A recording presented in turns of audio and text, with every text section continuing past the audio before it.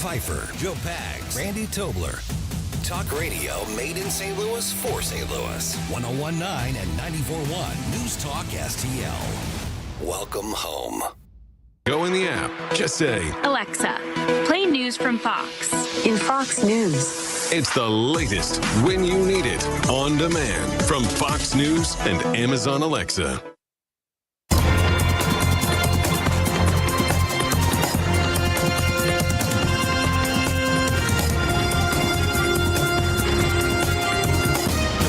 Now, a look at what's happening from the Fox News Rundown. Good morning. It's Friday, April 14th. This is the Fox News Rundown.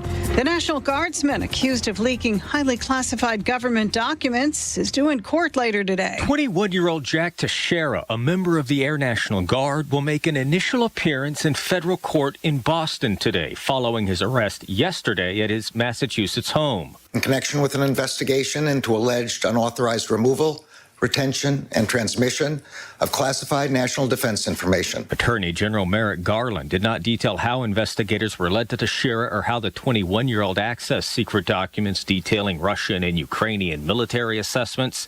The classified material is believed to have been shared in a closed Discord chat room several months ago, becoming more widely available more recently.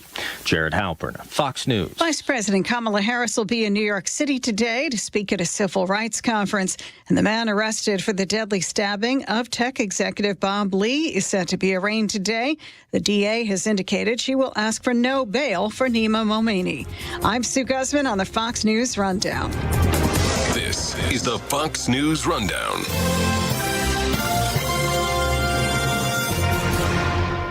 This is News Talk STL at 101.9, 94.1, and newstalkstl.com.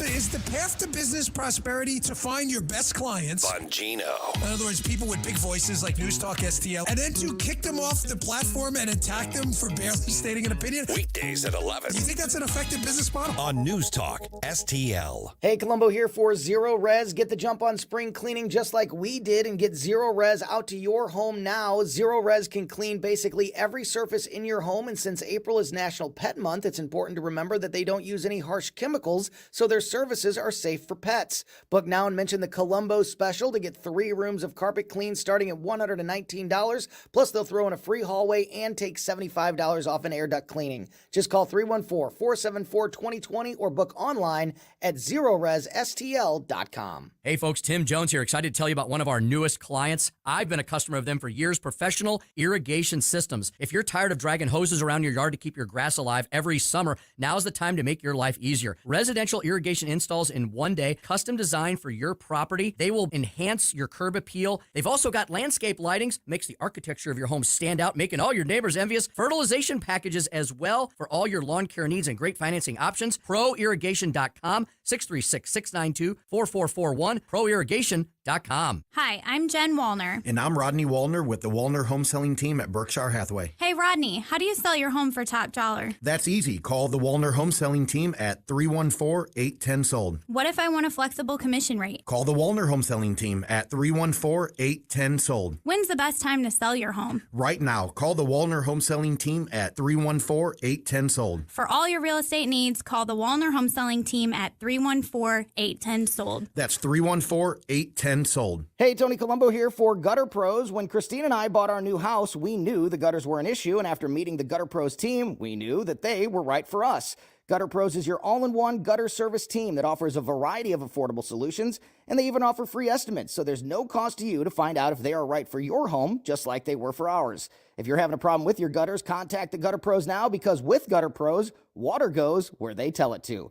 Call them at 314-656-7195 or visit gutterpros.com. Subscribe and watch your favorite News Talk STL shows. Mike Ferguson in the morning, The Vic Porcelli Show, Colombo and Katie, Jones and Arps. Webcam streaming on Facebook, Twitter, Rumble. Subscribe and watch News Talk STL. Bill O'Reilly here, and I'm warming up. Stand by for the O'Reilly Update Morning Edition. But first. Hey, DirecTV viewers, Bill O'Reilly here, inviting you to watch the No Spin News on the First TV every night, 8 p.m. Eastern. The 2024 election coming up fast. Pundits parade from channel to channel, pushing nothing but speculation and their own partisan agenda. All that stops now with me, Bill O'Reilly, on the First TV. So please join me every night, 8 p.m. for the No Spin News on the First TV, Direct TV channel 347. Stand up for your country. On this Friday, it was strange to see Hunter Biden hop off Air Force One in Belfast this week, living large at taxpayer expense. Strange and provocative because Hunter is under investigation for serious crimes. Of course, the American media underreported this story as they continue to prop up the Biden administration, which needs all the propping it can get. It would be unfair to convict Hunter Biden of anything. He's innocent until proven guilty. But you cannot prove malfeasance if you don't even investigate it. And that is certainly a possibility with the U.S. Justice Department compromised by politics. Anyway, President Biden's decision to take Hunter to Erie is certainly an in-your-face move. As the world becomes more dangerous by the day, it is worth thinking about what is likely to happen. Our enemies will test us over the next year.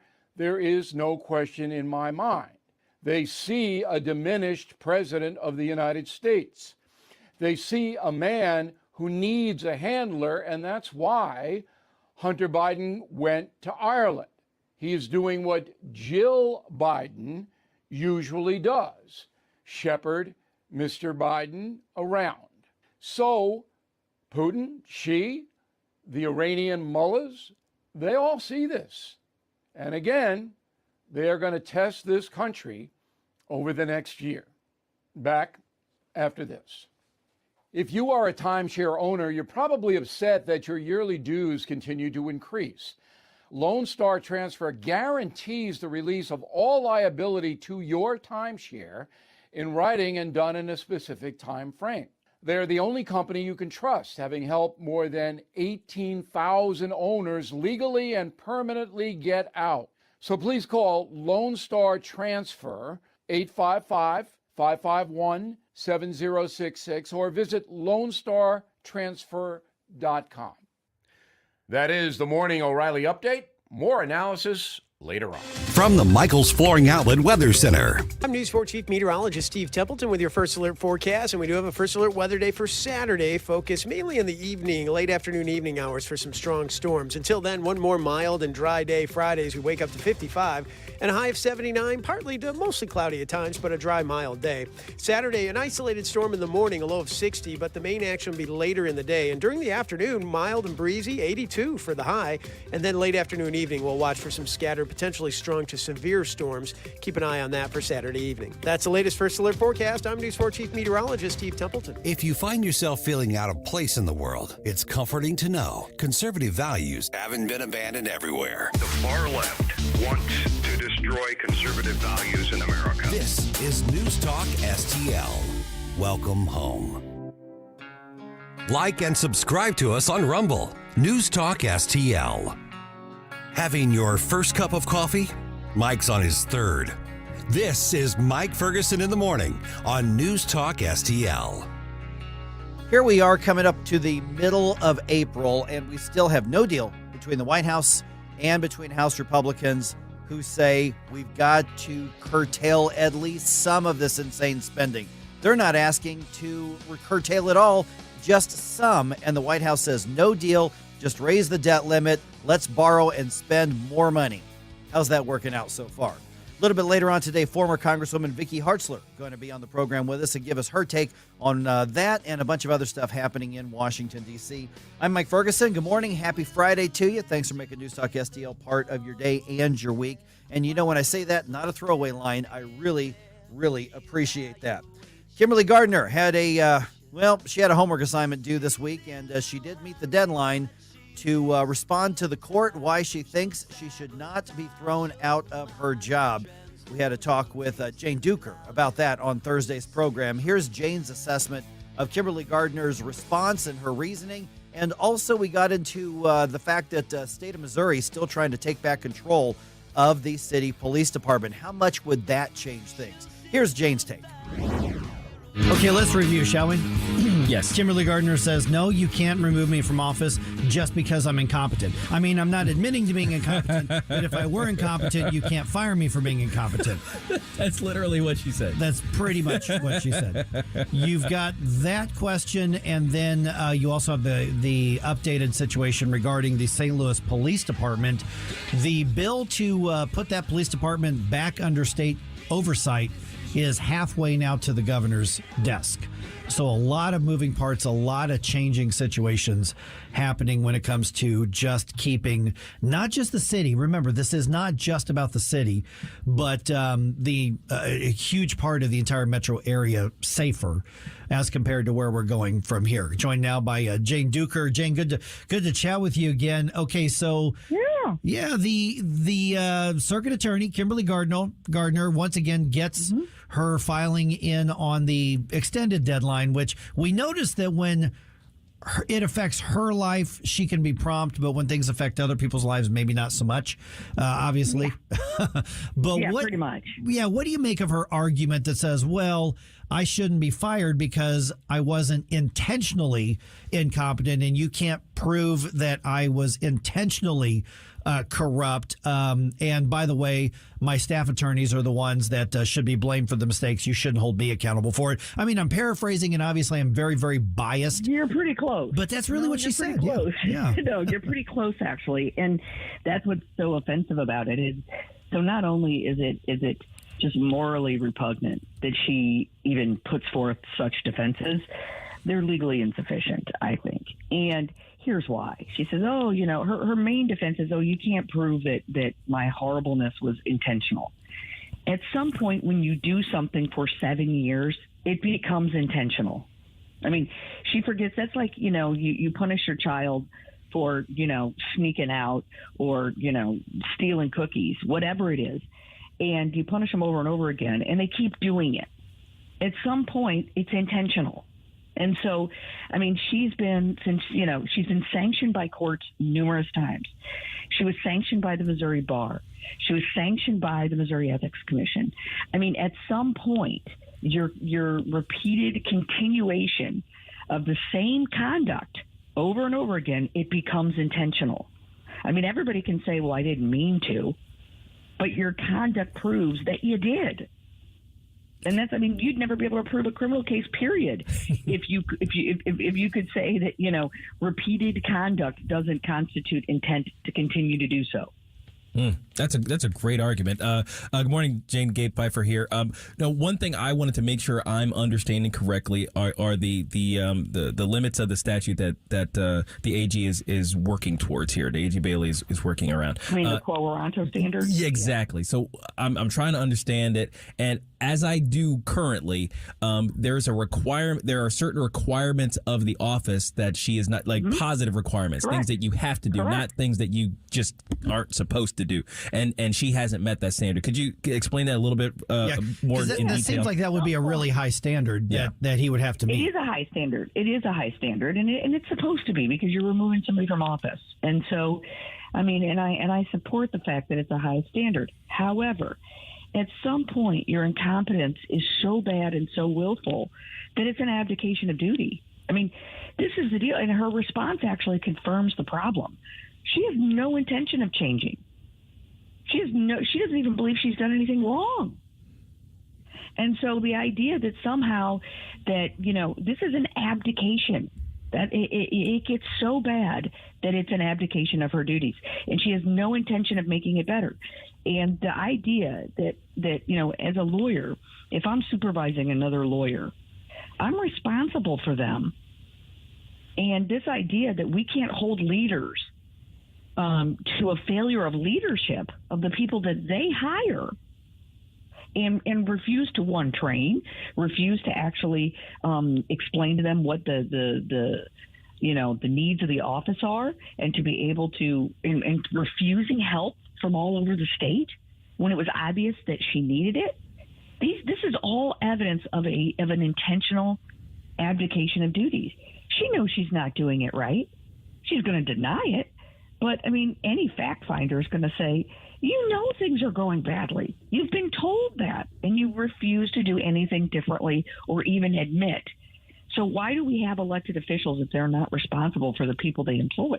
Yeah, and if we're talking about just we don't like her ideology, we don't like her approach to the office, well, that's what elections are for, So correct. Yeah, this isn't just about ideology. Some of her ideology has resulted in an abdication of duty, right. But it's more her incompetence. Her willful incompetence. She's telling you, I'm allowed to be incompetent. That's willful incompetence. That's abdication. Yeah, and I think that's one of the parts that's getting missed in the conversation a lot more than it actually should be. It's not even just about bad results and that they're not getting convictions. We're talking literally thousands of cases not even reviewed.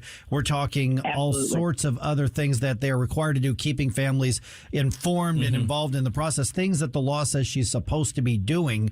And the result of all of that isn't just that, somebody may lose their job in her, but the result of that is, people are literally dying in the streets of St. Louis. Ultimately, she is one person who reviews every single case and determines whether they should be prosecuted. Man, person. What should it be in a city this size? Well, I mean, it can be one person if this person is competent, but they basically say that you have to present us a jury trial winnable case in order for us to issue, which is not the standard. It's probable cause. And, so one person, Chris Hinckley, reads all these cases and decides whether they're going to be issued. I mean, there should be numerous people. If you're not keeping up, you really need more people. I mean, I remember in Bob McCullough's office, if they started to get behind, it was everybody's taking 10 cases and we're going to get this taken care of now. And, but no, there's no desire there whatsoever. I mean, and so that's also willful. Mm-hmm.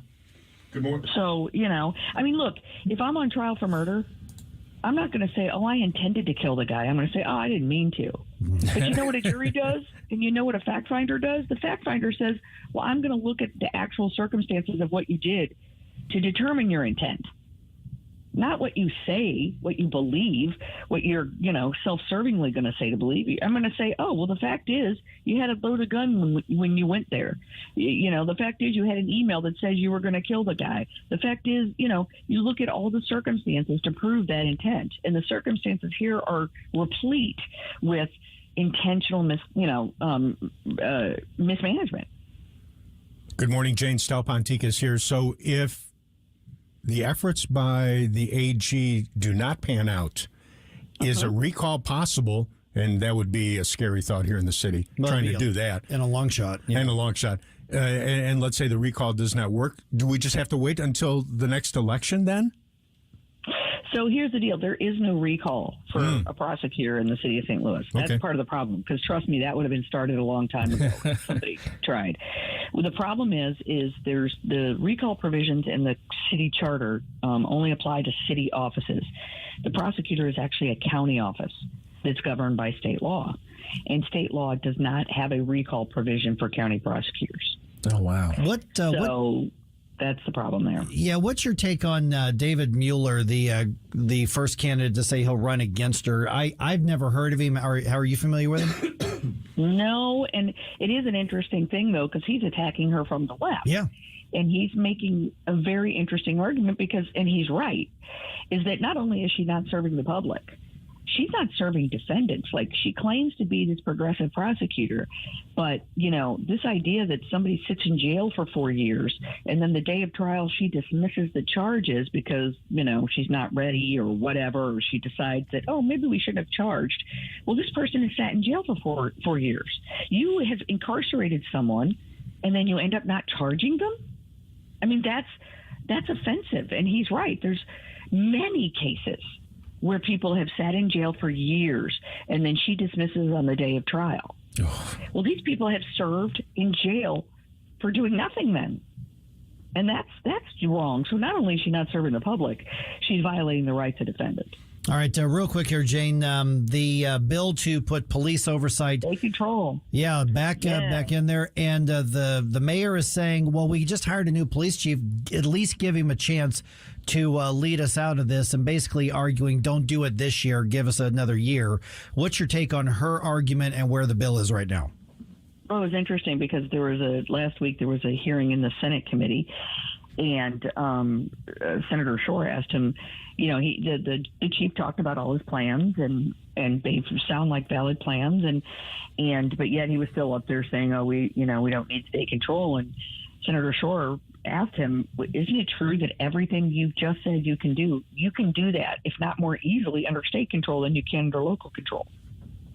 Which was very interesting, and it's true. And the good news is we've gotten out of committee. We are ready to go on the floor of the Senate. So we've already passed the House. We've already passed Senate committee. So now we go to the floor of the Senate. So we're getting really close, and so we're really hopeful that we're gonna get there.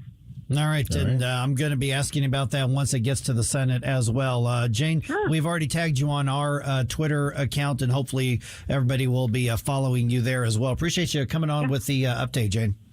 No, thanks, guys. Have a great day. The News Talk STL Morning News lineup coming your way in just about 4 minutes right here on 101.9 and 94.1 News Talk STL.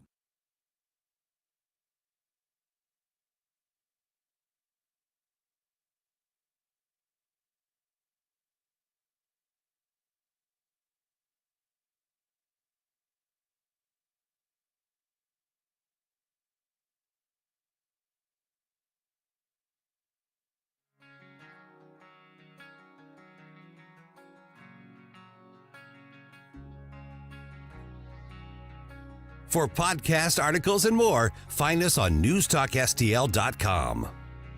Get up, St. Louis. It's Mike Ferguson in the morning. Tim Jones and Chris Arps in the afternoon. Friday, and at 4:05, we'll talk with Becky Noble, Red State contributor. 4:25, Zach Smith from the Heritage Foundation. And at 4:45, Jay Ash. Tim Jones and Chris Arps. Weekdays at 3:30 on News Talk STL.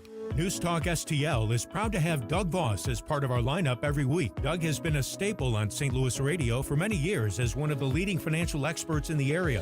You can hear Doug and Safe Money Radio 3 times every weekend on News Talk STL. And in case you miss anything, you can check it all out at DougVossSafeMoneyRadio.com. What else do our listeners need to know, Doug? Simply put, I focus on helping pre-retirees and retirees build, preserve, and protect retirement assets, and I've been helping my clients solve their insurance and financial needs for the past 33 years. I also strive to educate my clients on how to prepare for retirement, minimize the impact of market volatility on their assets, and deal with the challenges of increased longevity. Call me today at 844-676-SAFE. That's 844-676-7233.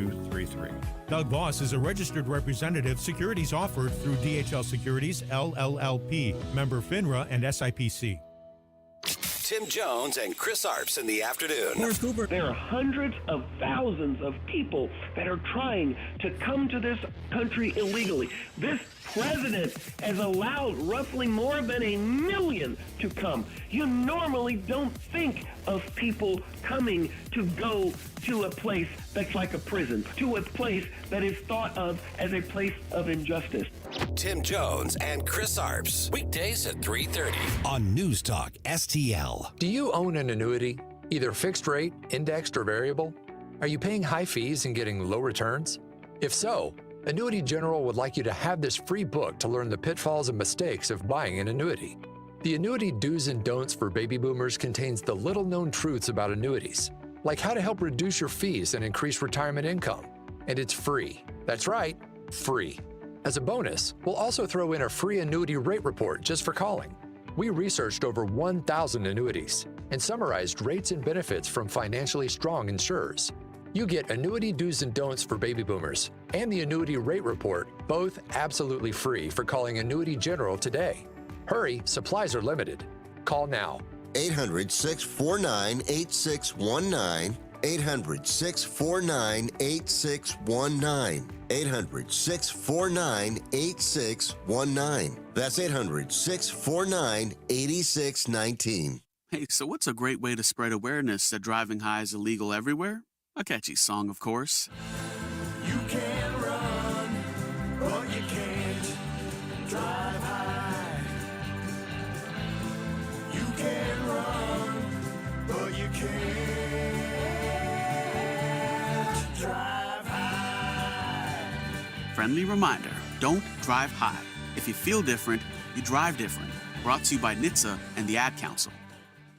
This news update brought to you by Anton's Plumbing and HVAC. Call Anton's at 314-338-3941 or visit them at antonshvac.com. Watch us on our live stream using Rumble, Facebook, and Twitter. Get up, St. Louis. It's Mike Ferguson in the morning.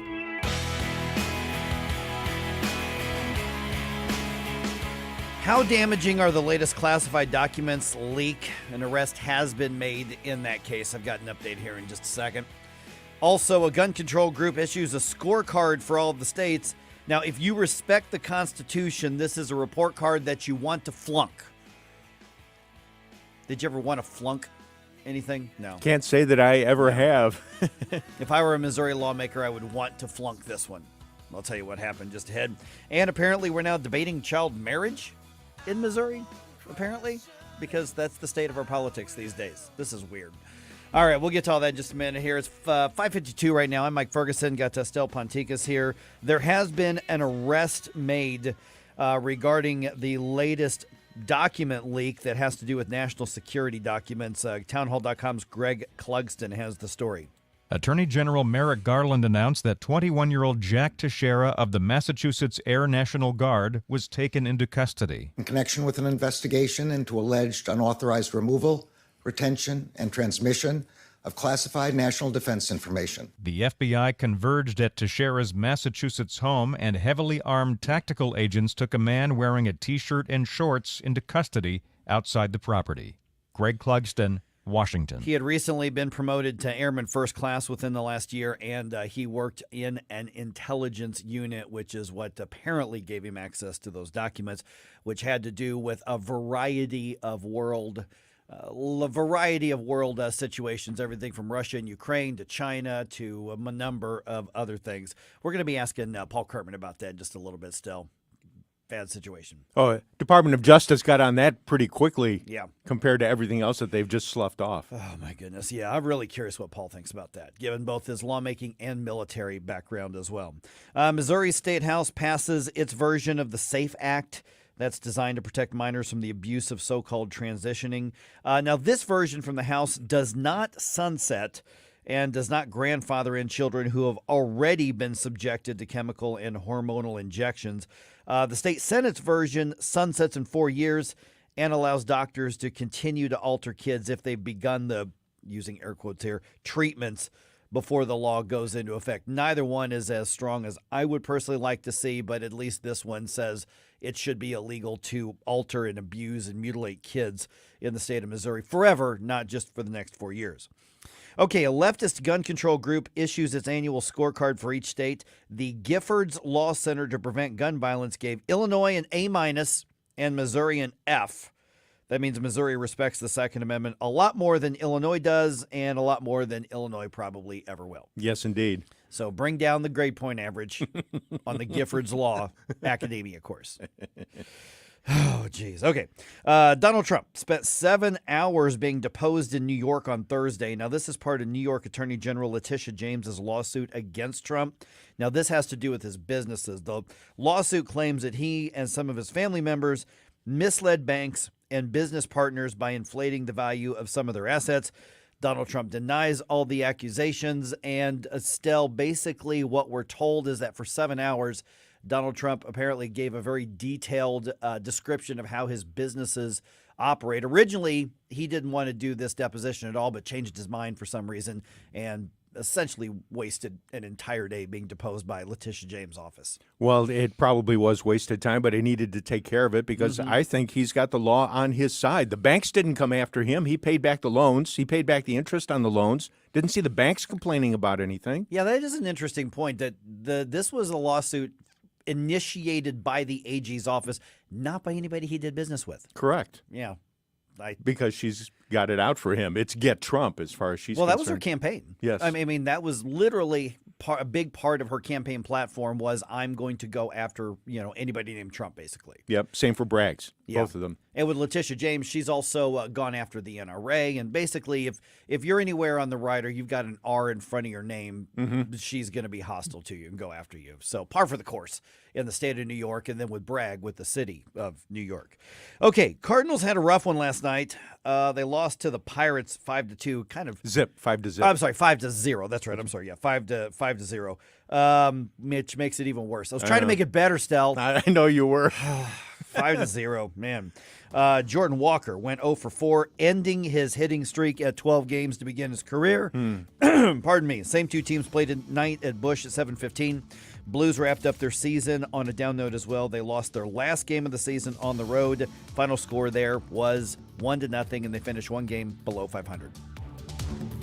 The Republican Party, City of St. Louis, stands in solidarity with Attorney General Andrew Bailey in his decision to lead the process to remove Circuit Attorney Kim Gardner from office. As we and Republican candidates for alderman have highlighted, she has pandered to perpetrators over providing justice for victims. Her incompetence has devastated our police force morale. Kim Gardner must go. The future of our city is at stake. Read our full statement at stlouisrepublicans.com. Paid for by St. Louis City Republican PAC. Curtis Farber, Treasurer. Packages start at $29.99 a month with signed agreement. Restrictions apply. Speak to a representative for complete offer details. See Vivint.com for license details. Terms and conditions apply. Homeowners, if you're looking for the best in-home security and smart home technology at a price you can actually afford, we have great news. Now you can get Vivint's award-winning home security systems starting at about $1 a day. U.S. News and World Report has recognized Vivint as the best professionally installed home security system of 2022. And right now, you can get Vivint's home security technology for about $1 a day. Plus, get free professional installation from a licensed technician. Protect your home and loved ones for as low as $1 a day. Call right now for your free home security consultation. 800-561-3405. 800-561-3405. 800-561-3405. That's 800-561-3405. Life insurance is one of those things that just about everybody needs, but few people actually have. Hey, if you die unexpectedly without life insurance, guess what? You'll leave your family with even a bigger mess. Life insurance will help replace your family's income. It'll help cover burial expenses. Life insurance can even help pay off debt like credit cards and medical bills. Life insurance can even pay for college. And if you own a business and you die, life insurance can help your business from collapsing. It can even help cover estate taxes. Life insurance has never been more affordable and needed. Plus, you can always shop around even if you have a plan and save some money. So call the Life Insurance Quote Line right now for free pricing information. 800-979-3060. 800-979-3060. 800-979-3060. That's 800-979-3060. Timeout. All right. Remember, we're a team that plays together. Listen, the winning will take care of itself. We just have to get everyone involved. In interscholastic sports, we celebrate what makes every one of us unique. And in the pursuit of a common goal, everyone in the huddle, in the bleachers, and in the community comes together. This message presented by the MSH SAA and the Missouri Interscholastic Athletic Administrators Association. KLGY HD3 Clayton, K270BW Bellefonte, KNBS Bowling Green. This is News Talk STL at 1019, 94.1, and always streaming at newstalkstl.com. News this hour from townhall.com. I'm Rich Thomason. It didn't take the feds long to track down the man allegedly responsible for the online leak of classified government documents. The security breach stunned the intelligence community and raised many an eyebrow among U.S. allies. The man in custody is 21-year-old Jack Teixeira. He was apprehended at his Massachusetts home and faces charges of unauthorized removal of classified national defense information. President Biden downplayed the significance of the classified contents, but his administration has scrambled for days to contain the fallout from the leaked information, which includes details about the war between Russia and Ukraine. White House correspondent Greg Clugston says Teixeira is an IT specialist with the 102nd Intelligence Wing of the Massachusetts Air National Guard. He may be charged under the Espionage Act. Florida's governor signs a new abortion ban. The so-called Heartbeat Protection Act, signed by Ron DeSantis, bans abortion once an unborn baby's heartbeat is detected. That's usually at around 6 weeks of pregnancy. The state's previous 15-week abortion ban, currently the subject of a court challenge. And in response to devastating flooding, Governor DeSantis has declared a state of emergency in Broward County. Flooding of historic proportions, it prompted a number of high-water rescues. Traveler Mark Winter got stranded at the Fort Lauderdale Airport. Pulling into where you drop the rental cars off, there's a spot where the water was coming up over the wall into the tunnel that you pass through to go to the rental car return. And it looked like a waterfall. I mean, it was crazy. And there's probably 6 to 8 inches of water on the ground. The National Rifle Association opens its annual convention today in Indianapolis. Among those scheduled to appear, former President Trump, set to make his first public appearance since being indicted in New York last week. On Wall Street this morning, stock futures in the red, Dow futures down 93 points. More on these stories, townhall.com.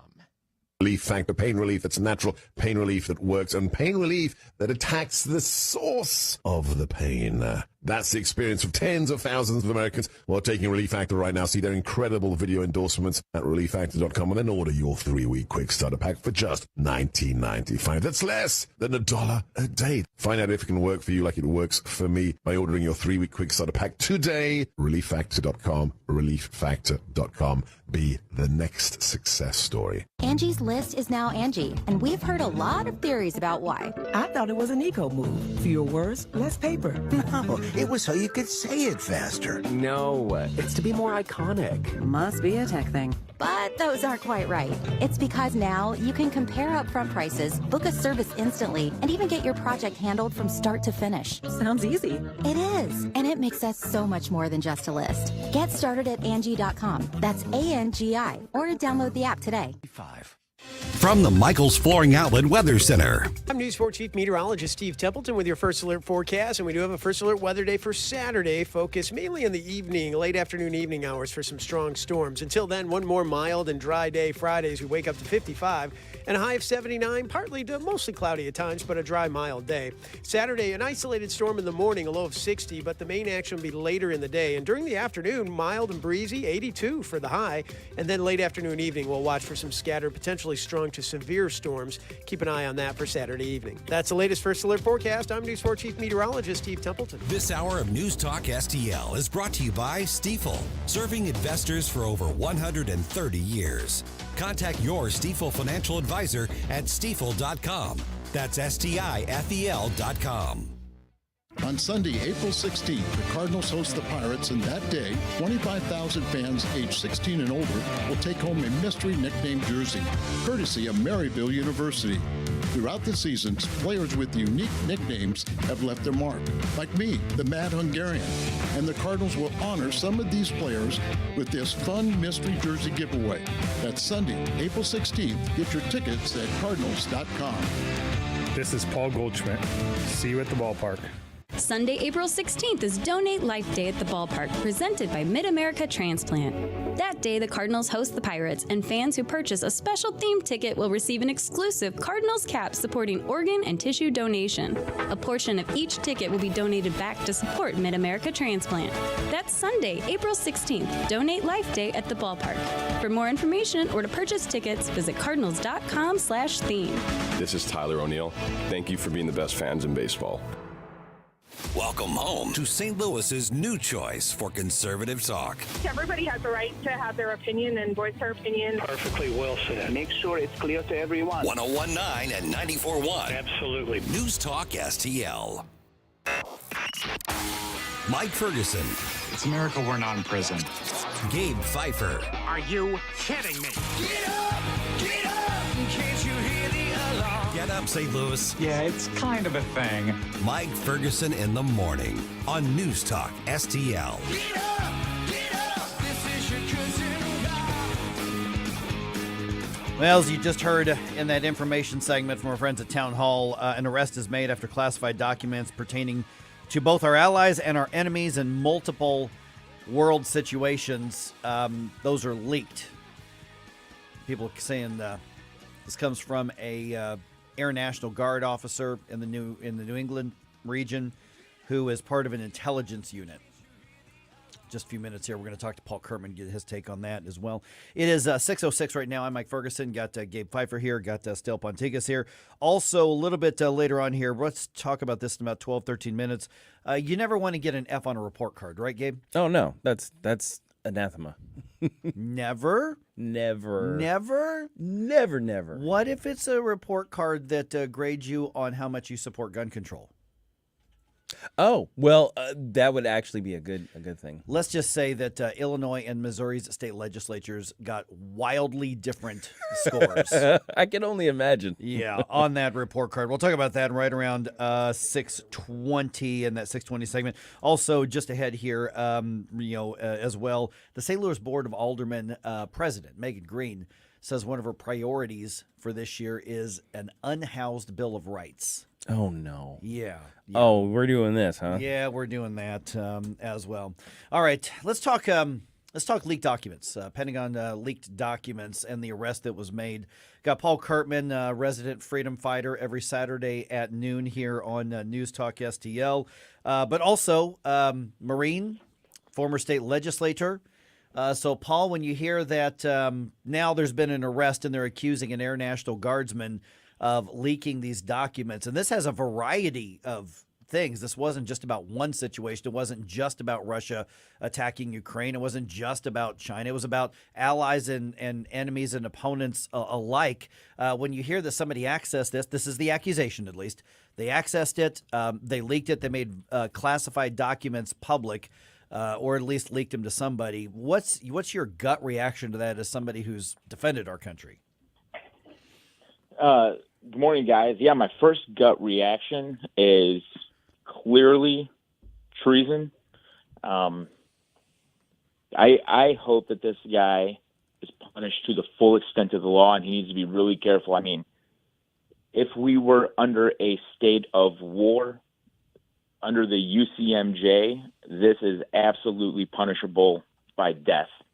And so but here's the thing, though, guys. This is the world that we live in, where we have these newer generations of Americans that are taking these leadership roles, even in our own military. In this case, in the National Guard, he's an officer, he's an intelligence officer, and for whatever reason, this guy thought he was entitled to just do something like this. He's been told how big of a deal it is. He's an intelligence officer. He's not stupid.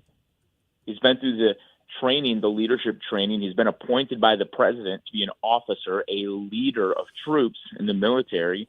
So he knows that there's a punishment on the other side of something like this. I think there's more to the story, and we also need to know exactly what this guy's end game was, exactly why did he do this? Who is he working with? Who is he working for? I would hate to think this is just some type of stupid social media stunt. But the thing is we live in a society where people do the craziest, wildest things for likes and shares. But I'm really interested to find out, and I think the American people have a right to know why this guy did what he did. We absolutely have a right to know, but I do hope he's punished to the fullest extent of the law as publicly and as visibly as possible, so we can stave off anything like this ever happening again. Good morning, Paul. Gabe here.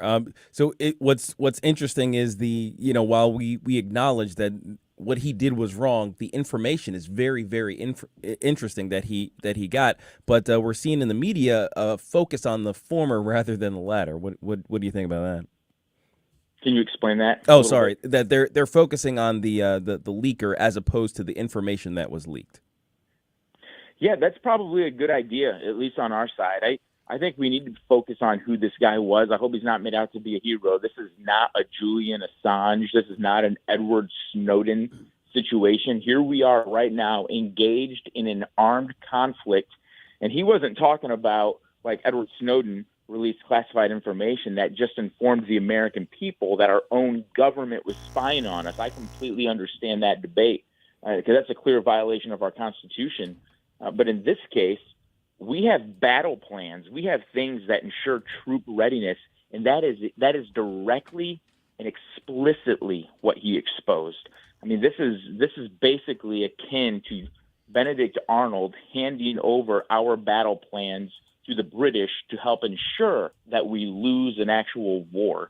So I think that we need to focus on him. I hope that we focus a little bit less on the material. I think that I would like to see, not that it's going to happen, but I would like to see less coverage and less photos of what it was he released. I already seen a couple of them, clearly military-style photos that help direct us in terms of organization.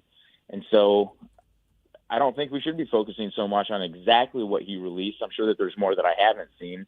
But I think that right now we need to be focusing on this guy. And like I said, punish him as publicly and as visibly as possible. As you noted, this is really different than the Julian Assange type of leaks, and I think a lot of the American people, at least the people that I'm seeing on social media, have gotten these things mixed up, and they're kind of looking at him as, oh well, he's exposing the lies of the administration, as opposed to looking at this as, oh no, he's exposed our people on the ground.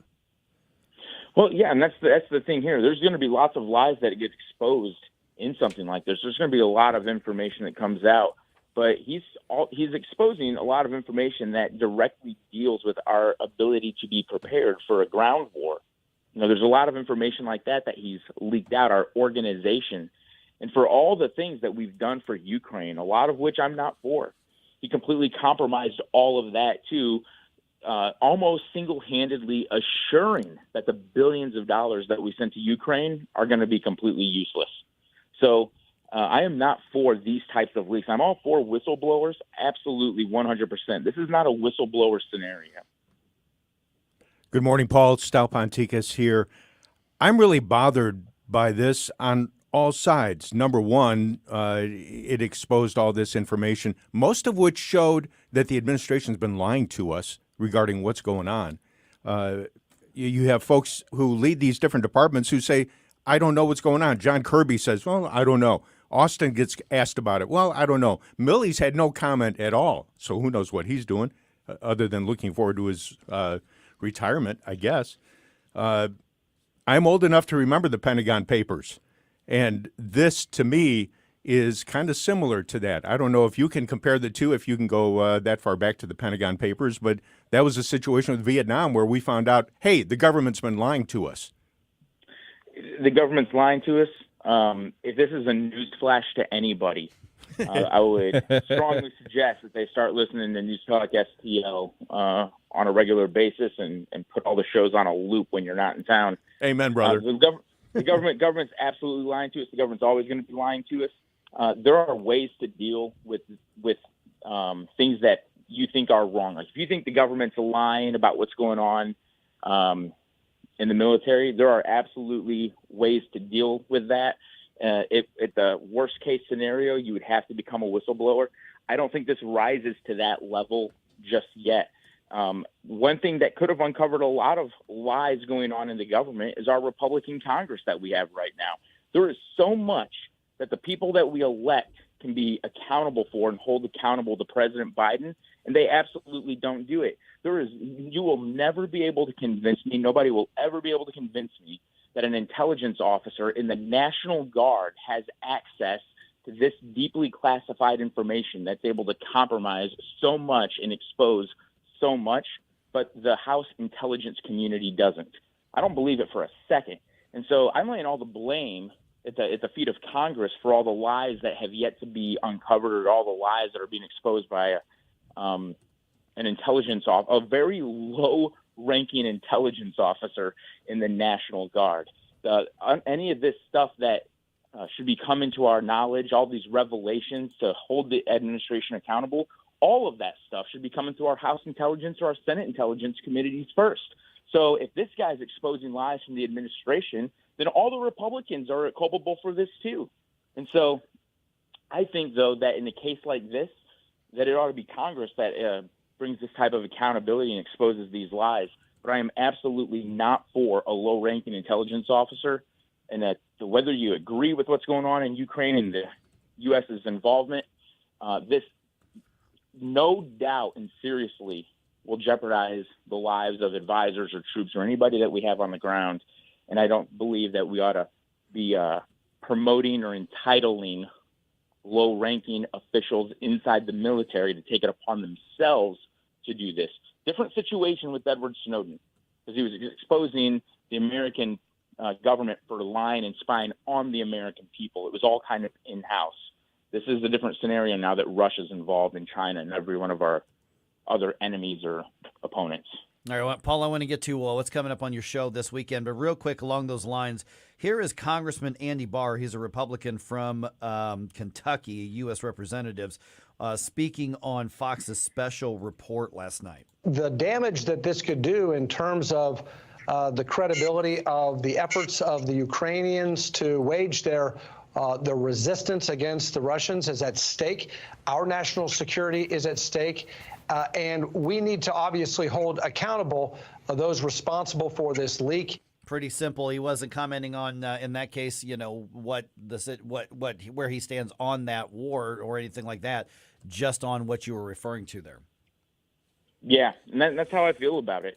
There are strong penalties for stuff like this because there's so much more at stake than somebody's sense of justice, no matter how real it is, or even their sense of just poetic justice. I don't believe in this administration. The shoe could be on the other foot at any time because in our government and in our military, there are a lot of secrets.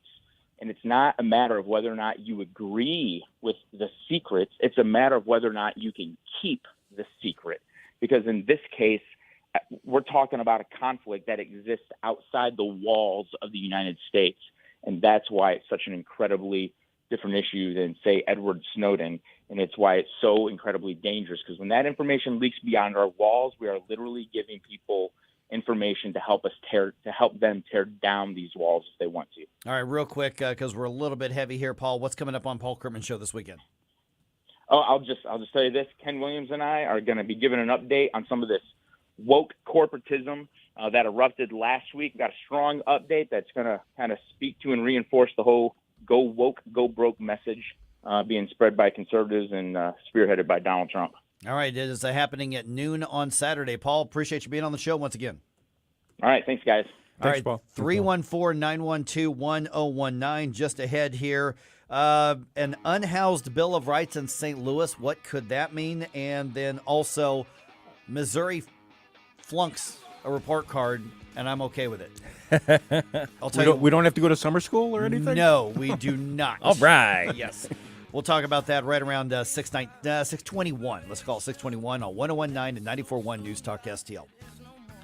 We give you news, analysis, opinion, and more. Only on News Talk STL. Get up, St. Louis. It's Mike Ferguson in the morning. Turn my eyes to your indifference. Stop right now before you blow us all away. Get up, can't you hear the alarm? Get up, this is your cousin God. You live in West St. Louis County? Then you can get West News Magazine delivered free to your home just by asking for it. West News Magazine is the only print source for the political, school, business, and sports news happening in your hometown. Simply visit westnewsmagazine.com/subscribe or pick up a free copy at all area Deerbergs and Schnuck stores. West News Magazine. Anybody who wants it gets it. Anybody who gets it wants it. Subscribe for free today. Simply visit westnewsmagazine.com/subscribe. Stories of New Americans. Hi, this is Ron Clutho. Join me this weekend for Stories of New Americans, where you'll hear fascinating and inspirational personal stories of people from all over the globe. who now call St. Louis home. We'll take a look at the U.S. through newcomers' eyes and get insight into world history and culture, and maybe just learn a little bit more about ourselves. Stories of New Americans with Ron Clutho. Saturday nights at 10 on News Talk STL. The Vic Porcelli Show. Doug Blair from Salem Media. So you were trying to tell a story, and Ken stole your thunder? Ken, Thunder Stealer. Oh, be damned! Do you guys have like a sound thing for everything? It sounds like you guys are just pretty much. You got a problem with that? No, it's very impressive. I wish we had that stuff in our studio. Vic Porcelli, weekday mornings at 9 on News Talk STL. I'm Susie Moore, and this is More to the Point. Hunter Biden hasn't exactly cultivated a reputation for being the most responsible chap. The well-documented drug abuse, the affair with his brother's widow, the love child he fathered with an Arkansas stripper yet won't acknowledge, the abandonment of a laptop chock full of X-rated images and emails detailing shady business dealings, the tossing of an illegally possessed firearm into a random dumpster. None of these paints a picture of the sort of fellow you want in charge of the nuclear football, or in charge of the dude who's in charge of the nuclear football. And yet, the scandal-ridden scion is currently serving as Joe Biden's minder while he's overseas in Ireland. Setting aside the multiple questions and eyebrows raised by the inclusion of Hunter and Joe's sister Valerie on the trek, this time last year we were shaking our heads over Joe being shepherded by the Easter Bunny. I wasn't sure that imagery could ever be topped. But now we have Hunter translating kids' questions about the key to success for old Joe, and Joe offering a meandering dose of 1970s Senate nostalgia sure to resonate with a youngster whose parents likely weren't even alive back then. The one thing I'll say is Hunter appears to be more lucid than the big guy, but when he's the brains of the operation, heaven help us all. Susie Moore is Deputy Managing Editor for RedState.com. For more to the point and everything Susie Moore, log on to RedState.com. Follow Susie on Twitter at SmoozyQ and keep listening to 1019 and 94.1 News Talk STL. This hour of Mike Ferguson in the Morning is brought to you by Stifel. Request a portfolio review from your Stifel financial advisor at Stifel.com. That's STIFEL.com. Hey, it's Joe Pags. Catch me tonight at 7 o'clock. But right now, back to more of Mike Ferguson in the Morning on News Talk STL. It's Friday!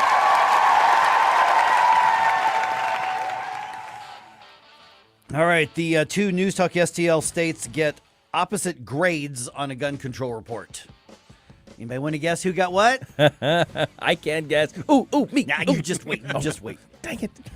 We'll get to Teacher. that just in a minute. Gabe, sit down. That's right. 6:23 on your Friday, as Tim sang for us there a second ago. That's Gabe. That's Estelle. I'm Mike. By the way, don't forget this weekend, great local News Talk STL News Talk programming. Randy Tobler, Saturday from 6 o'clock to 9 o'clock. And actually, a real quick congratulations in-house right here. Vic Porcelli being named a finalist for the Radio Personality of the Year Award by the Missouri Broadcasters Association. All right. So congratulations to Vic for that. All right. Okay, real quick here. Megan Green, the president of the Board of Aldermen of the St. Louis City Board of Aldermen, she says one of her priorities this year is going to be something called an unhoused Bill of Rights. Yeah. Okay. You lost me at unhoused. Right. Yeah. So this isn't new. They tried this last year, and it goes back, frankly, I think to about 2017. And so she says this is a priority. Now, their annual session technically starts next week, although, they tend to work year round. And so this is more popular the farther left that you go. And the Board of Aldermen moved farther to the left in the last sets of elections. So Megan Green says this version would seek to repeal laws that are already on the books that, in her words, criminalize acts of being homeless. So, for instance, it would basically ensure the right of non-aggressive panhandling, assure the right of sleeping outside. I actually cannot find a current written up bill or proposal. I found some from previous years, okay, but I'm assuming they're going to be kind of similar, but I can't find anything specifically for this year. She also says that what she wants to do is establish a safe camping spot in the city to centralize support operations for homeless people. And that in and of itself isn't a terrible concept. Well, depending on where you put it and how you do it. I don't know. This thing is starting to sound a little bit like we're trying to emulate California and San Francisco in particular. Well, that's worked great for them. With the way they handle things. I don't know. Have you seen the poop map? Oh, yeah. that hasn't worked great for them. No. Yeah. The Downtown Neighborhood Association, not wild about the idea. Huh. Yeah. Imagine that. And for instance, what they're worried about is something that is an unhoused Bill of Rights, so a homeless Bill of Rights. They're afraid if it's done wrong, and I think this is valid. Mm-hmm. If it's done wrong, they're going to have more trouble moving a homeless camp that's causing a problem. Absolutely. Yeah. I mean, once you say Bill of Rights, right, now you're establishing things that cannot be infringed, right? Now, it's very much whenever I hear leftists talk about Bill of Rights, I hear affirmative a list of affirmative things that the government must do for people because that's kind of how they view rights. Right. Yeah, there's positive rights and negative rights, and people don't understand that. A negative right is, for instance, if I have a right to live, then there's a negative right, meaning that, Gabe, you're not allowed to kill me. You have to not do something. That's a negative right. Right. Now, to your point, we talk about what the left tends to do is assert positive rights. If you have a right to housing, then somebody else must provide that. Right. You have a right to health care. Right. Whenever they talk about that, just all I imagine is my doctor sister in chains. It's like, you must serve us. That's right. Then somebody else must provide it. So there's a positive. You must do something. That's what we mean by positive and negative rights. And the worry about, and I looked over some of the previous bills, and there's some stuff in there that's, if a homeless person is removed and their property is taken, if it's of any value, they have a right to have it stored and they can get it back. Well, sure. Okay, that's fine. That's a right to property. Right. Right? Property rights are universal. Right. So on one hand, I can see, okay, maybe if people are having trouble in law enforcement or the courts in affirming rights that we should all have regardless of our housing status, then yeah, I guess I can see these types of bills being something, but I don't think that's where the left is going to go. No, that's not. That's a good point. See, that's not where they're going to go with this. The better approach is to simply say we have a problem with homelessness, a problem for the people who are homeless first and foremost. Yes. But secondly, the problem that those folks create as a result of their situation. Okay, and to deal with it, say we have to deal with it, we are going to invest taxpayer money into services, which they're doing to some degree now, but that there also has to be a balance to protecting the rights and the health of other people around. And, offering services, taxpayer expense services, okay, it's a liberal city. They're going to have a lot of city government services and programs, but that's a much better way of saying let's go after an approach that says we're going to support self-sustainment as opposed to a homeless Bill of Rights. Now, you don't have any additional rights for being homeless than I have for having a house. Right. They're talking about not being discriminated against because you're homeless. I don't know where that would come into being. Yeah. Because you want to worry about, okay, if you're a business owner, do you have to run out the homeless every once in a while if they're taking up space in your coffee shop or your retail shop or whatever the case is? If they argue, well, that's because I'm homeless, well, no, it's because you're vagrant. Right. Well, here's the thing. If I'm in a place that says, okay, this place, if I'm in a coffee shop and the requirement is, well, you kind of have to buy something to sit here, well, that applies to everybody, right? It's not just, oh, you're homeless, you can't be here. It's a buy something or get out. Those are two different concepts. Right. So it's going to be interesting to see how this ends up looking. But given the direction of the Board of Aldermen and how the left tends to look at this, like, for instance, the unhoused Bill of Rights in Congress was filed by, anybody want to guess? Cory Bush. Yeah, so it's going to go along the same lines. Oh, my gosh. Yeah.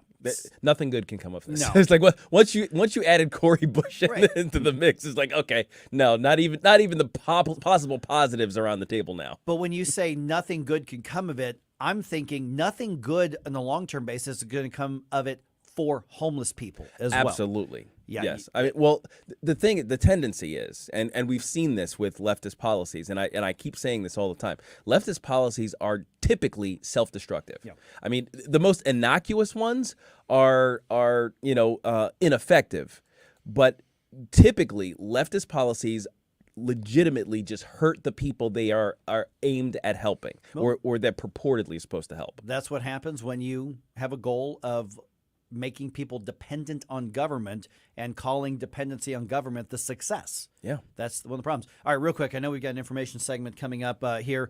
The Giffords Law Center to Reduce Gun Violence. You know how that's going to turn out. They've issued their annual report card of the different state legislatures and states in general when it comes to gun control. When the state of Illinois gets an A- and the state of Missouri gets an F, you know Missouri's doing something right. I guess F's the best grade then. That F is the best grade because they're judging a state. The higher your grade means the more gun control that they have. And, of course, J.B. Pritzker in the Illinois legislature, very aggressive this past year with implementing new gun control laws, some of which have already been struck down by the Supreme Court, but that's not stopping them. They're going for it anyway. Yeah, well, when you are an anti-gunner, you live in an upside-down world, so yeah, there you go. So I wanted to congratulate the state of Missouri on the F you got on your report card. Yay. Good job, buddy. That means fine. That's right. That means the founders would be proud because this is Merck. Merck. Darn it. All right. Just ahead here, apparently we're debating child marriage in Missouri. This whole conversation is weird. Oh, my God. It's really, really weird. And I'm curious what you think. 314-912-1019. This is 94.1 and 101.9 News Talk STL. This is News Talk STL at 101.9, 94.1, 99.1 HD3 and newstalkstl.com. Mike Ferguson in the morning. From the Michaels Flooring Outlet Weather Center. I'm News 4 Chief Meteorologist Steve Templeton with your First Alert forecast, and we do have a First Alert weather day for Saturday, focused mainly in the evening, late afternoon, evening hours for some strong storms. Until then, one more mild and dry day Friday as we wake up to 55 and a high of 79, partly to mostly cloudy at times, but a dry, mild day. Saturday, an isolated storm in the morning, a low of 60, but the main action will be later in the day. And during the afternoon, mild and breezy, 82 for the high, and then late afternoon, evening, we'll watch for some scattered, potentially strong to severe storms. Keep an eye on that for Saturday evening. That's the latest First Alert forecast. I'm News 4 Chief Meteorologist Steve Templeton. News, analysis, opinion. He is attempting to bootstrap that federal crime into a state case. Legally pathetic. This is News Talk STL. Chinese military officials say they are ready to fight. Louisville police identifying Connor Sturgeon fatally shot 4 people and injured 9 others. The president believes that the tech companies have a responsibility to make sure that their products are safe before making them public. 101.9 and 94.1 News Talk STL and newstalkstl.com. We are in that weird part of the year where it could be 40-some degrees at one point in the day and then 80-some degrees a few hours later. Hey, that's St. Louis, not to mention all of the allergens and everything that goes along with it. That's why you need to make sure that your home is equipped with an efficient, clean, high-filtering HVAC system and one that does not kill off your household budget. That's what I have in my house because I called my friends at Anton's. Mike Ferguson here for Anton's Plumbing and HVAC. You can learn more by getting in touch with them at 314-338-3941. Situation we have, my wife and I live in a house built in 1926. It's a brick house, and it did not come with central air. Imagine that. They didn't do that in 1926. So we were on the upper level dealing with all of those window units, which you see all over St. Louis because we have so many old homes. We got tired of it. After last year, it was so hot at different times. We were to the point where we couldn't even sleep in our own bedroom at times. That window unit just could not keep up. We said, we've got to change it. We got to fix it. I called Anton's at 314-338-3941. They came in, assessed it, and it was an excellent decision on our part to have them put in that central HVAC system for the upstairs. And we have not had an uncomfortable moment since that was installed. It is whisper quiet. It keeps it warm, keeps it cool, whatever we need. And within minutes, it is efficient, and we just live in comfort now. throughout our house. AntonsHVAC.com is where you can find more information. Give them a call. Listen, this is not the busy season right now for them or anybody else who does HVAC. That means they can come out for $79, do a tune-up on your HVAC system, on your air conditioning unit, even if they didn't put it in. They can do it, make sure it's up and running, make sure they extend the life of it, and most importantly, make sure that your family does not deal with an air conditioning breakdown when it gets hot and muggy later on. And it's going to happen before too long, because once they get busy and people need to install those and fix them and their guys are running around like crazy, you want to make sure that you can get that done now without delay. So give them a call, 314-338-3941. Do what I did. I trust my house to Anton's Plumbing and HVAC. You should too. Once again, 314-338-3941. When is a financial help show not just a financial help show? When it's Pocket Watching with JT, the caller-driven financial talk show focused on helping you get your money right. Jason Thornton is a certified financial planner licensed in both tax and investments. You get JT's real reaction to all your money and business questions. Plus, you get JT's take on all the latest financial news. This is not just another financial show. Pocket Watching with JT now every Friday night at 8 p.m. on 101.9, 94.1 News Talk STL. Larry Connors, USA. And I'm against it. I'll fight it every step of the way, and so should you. And the parents who send their kids to this private school, we need to have a come to Jesus meeting. Larry Connors, weeknights at 6 on News Talk STL. Hi, it's Randy Tobler here. Pour a big cup of coffee and catch my show every Saturday morning from 6 to 9. Right now, it's back to Mike Ferguson in the morning here on News Talk STL.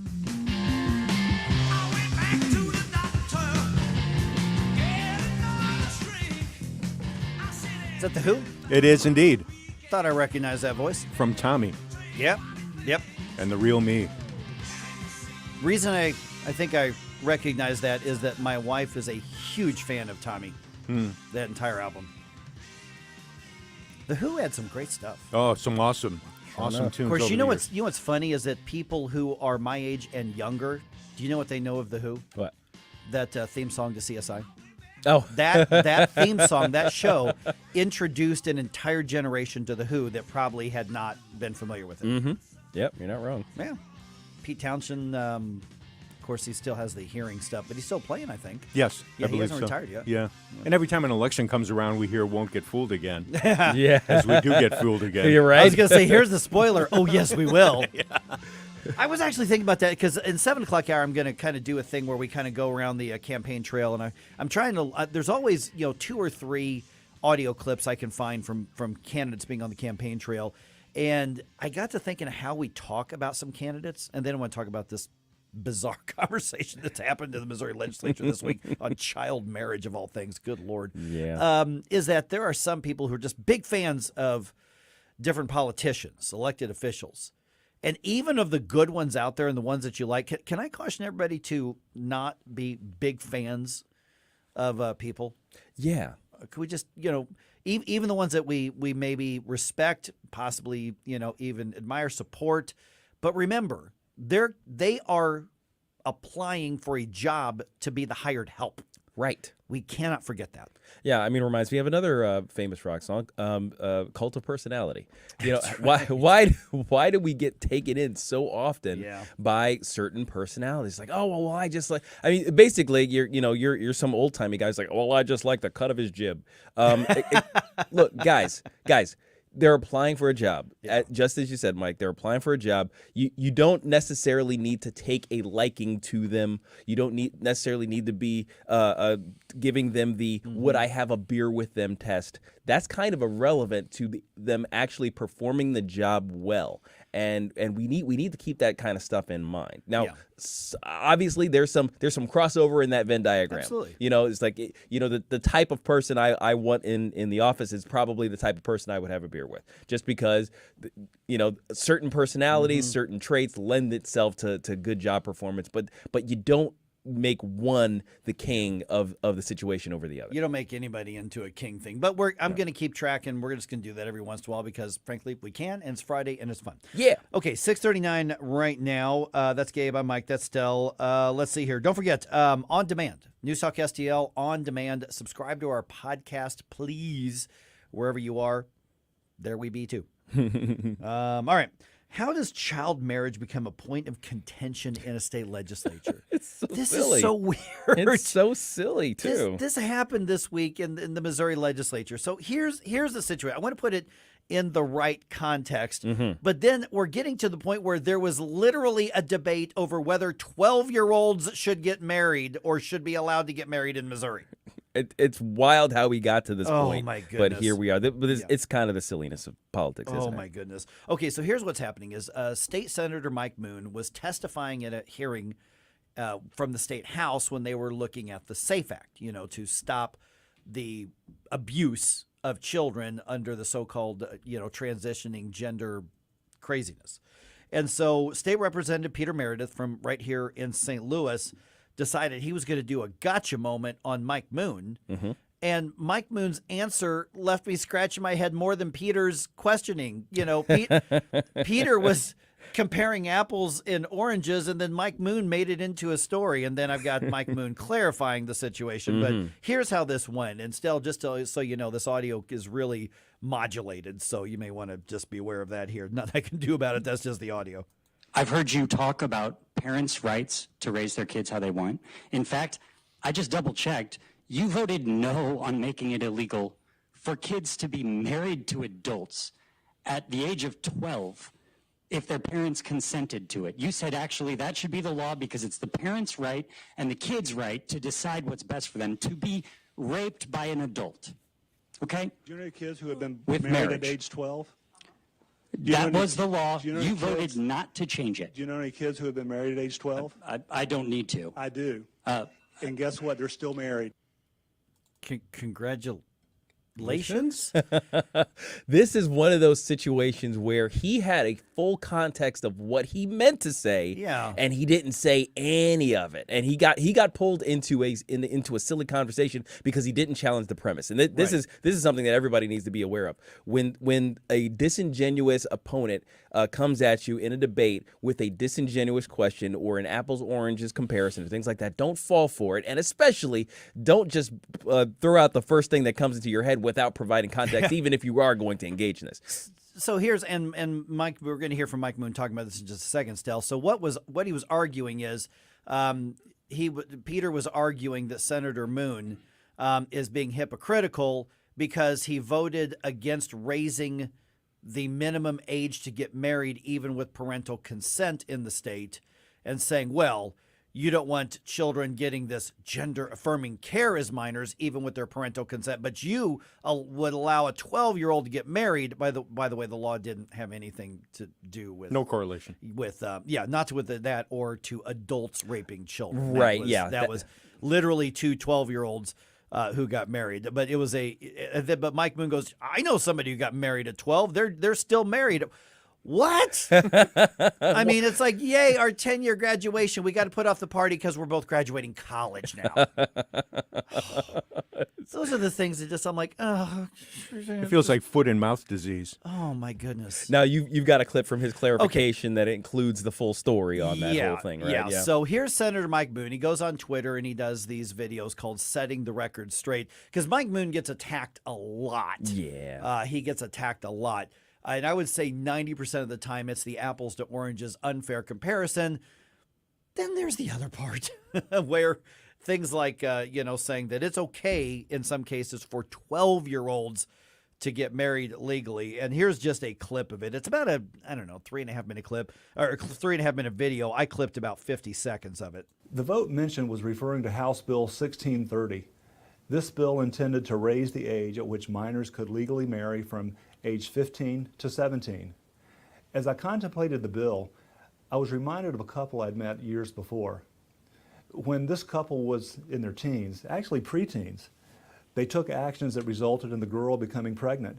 That by the way, is called having sex. Yeah, just in case we remember. Anyway. Took action. The youngsters' parents decided to allow the children to marry. They weren't forced. However, because they were not mature and could not provide for themselves, they grew up with their families in different states. After a number of years, when the children became adults and were able to care for themselves, they began to living together. The couple is still married today. So with this in mind, and because allowances for these extreme exceptions were not included in the language, I voted against the bill. Okay, then he went on to basically do a bunch of religious talking and kind of do a mini sermon, that I didn't quite follow. Yeah. 12-year-olds shouldn't be getting married. The state should not be sanctioning that, Mike. No. Well, now and here's something that I want to throw out there. The state shouldn't be involved in marriage at all. Ideally, I absolutely agree with you on that. Now, I will tell you, now it's kind of funny because you'll believe it or not, you'll actually get a little bit of pushback from my wife on this. Really? Because even outside of the religious and the faith-based foundation, she also points out that marriage is historically been designed to protect women. Well, yes, that's true. Because it, when it comes to property and, you couldn't just be discarded, with nothing after a man, used you up, in a relationship. So there actually are legal benefits for that. And generally speaking, it benefits women. Well, oh gosh, yeah. Historically, world history. Oh yeah, absolutely in world history, and I would say the current laws are a little skewed even in that manner. But I would say also though that we've made so many exceptions to legal marriage versus cohabitation versus all of these other things, the existence of community property and all these other things, that the current state of the marriage laws are just so dumb that it you might as well just go with a clean slate protocol here. But maybe that's just me. Yeah. And so I'm still trying to look at this. Okay, so this is what happens when you don't keep your eye on the ball. Right. Because what was the original topic here, Mike? The original topic was that we went from protecting children from being injected with chemicals and hormones and protecting children from having surgically mutilated bodies to a state representative going, you want to allow 12-year-olds to get married. And then the Republicans saying, yeah, but hear me out. But hear me out. That's literally what happened. That's exactly what happened. See, and that's the thing. We take the bait so often. We take the bait way too often. You have to be able to recognize a false premise, a false comparison, a faulty foundational argument. You have to be able to recognize those on the fly and be able to sidestep it because it's not relevant. It's not going to lead to any positive continuation of the discussion. Yeah, I mean, Stell, the left has absolutely no moral or ethical or even medical defense of, like, for instance, the child abuse happening at this pediatric transgender clinic. So they want to try to do these gotcha comparisons. So like Gabe said, don't fall for it. Yeah. Just look at him and go, what? And, I can't remember the specifics of it, but does this remind you a little bit of the Todd Aiken situation? Yeah. I can't remember exactly what happened with the Aiken situation, but it seemed like another foot in the mouth type of thing. Yeah. Todd made a horrible, just absolute boneheaded comment. Well, his first mistake was going on the Charles Jaco show. That was the first. No Republican or conservative should ever waste time, being interviewed by Charles Jaco. But the second thing is he made a claim about abortion, about, if it's a legitimate rape. Right. And the body will shut that thing down. And the thing is that Todd did the apology tour, even spending some of his campaign funds on apologizing. And he did all the things that you're supposed to do, but the damage was completely done.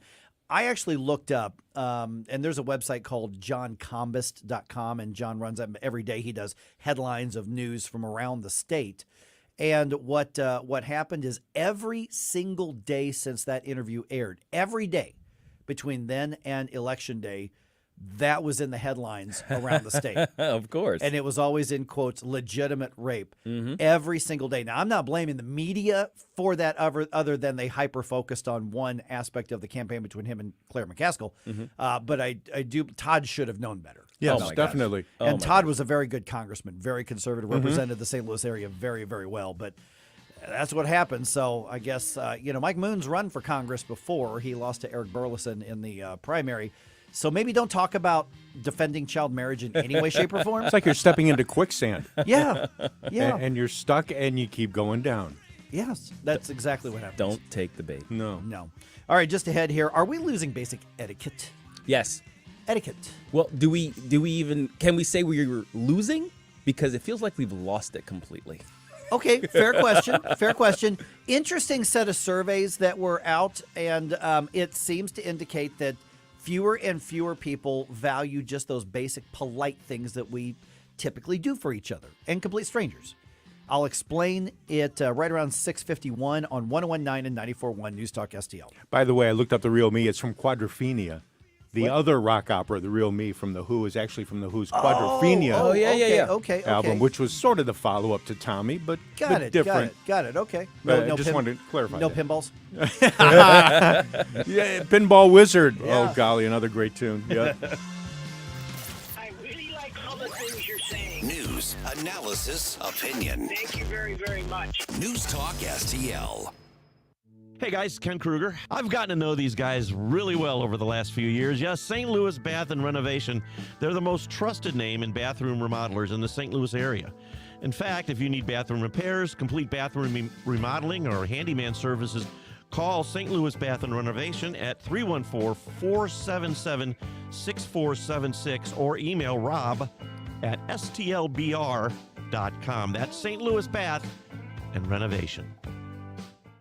News Talk STL is proud to have Doug Voss as part of our lineup every week. Doug has been a staple on St. Louis radio for many years as one of the leading financial experts in the area. You can hear Doug and Safe Money Radio 3 times every weekend on News Talk STL. And in case you miss anything, you can check it all out at DougVossSafeMoneyRadio.com. What else do our listeners need to know, Doug? Simply put, I focus on helping pre-retirees and retirees build, preserve, and protect retirement assets, and I've been helping my clients solve their insurance and financial needs for the past 33 years. I also strive to educate my clients on how to prepare for retirement, minimize the impact of market volatility on their assets, and deal with the challenges of increased longevity. Call me today at 844-676-SAFE. That's 844-676-7233. Doug Voss is a registered representative. Securities offered through DHL Securities, LLLP, member FINRA and SIPC. So many ways to listen to News Talk STL. Enable our Alexa skill. Hello. Hey, Alexa. Yes, I'm listening. Play News Talk STL. Welcome to News Talk STL, conservative talk radio for St. Louis. This hour of Mike Ferguson in the Morning is brought to you by Stifel. Request a portfolio review from your Stifel financial advisor at stifel.com. That's STIFEL.com.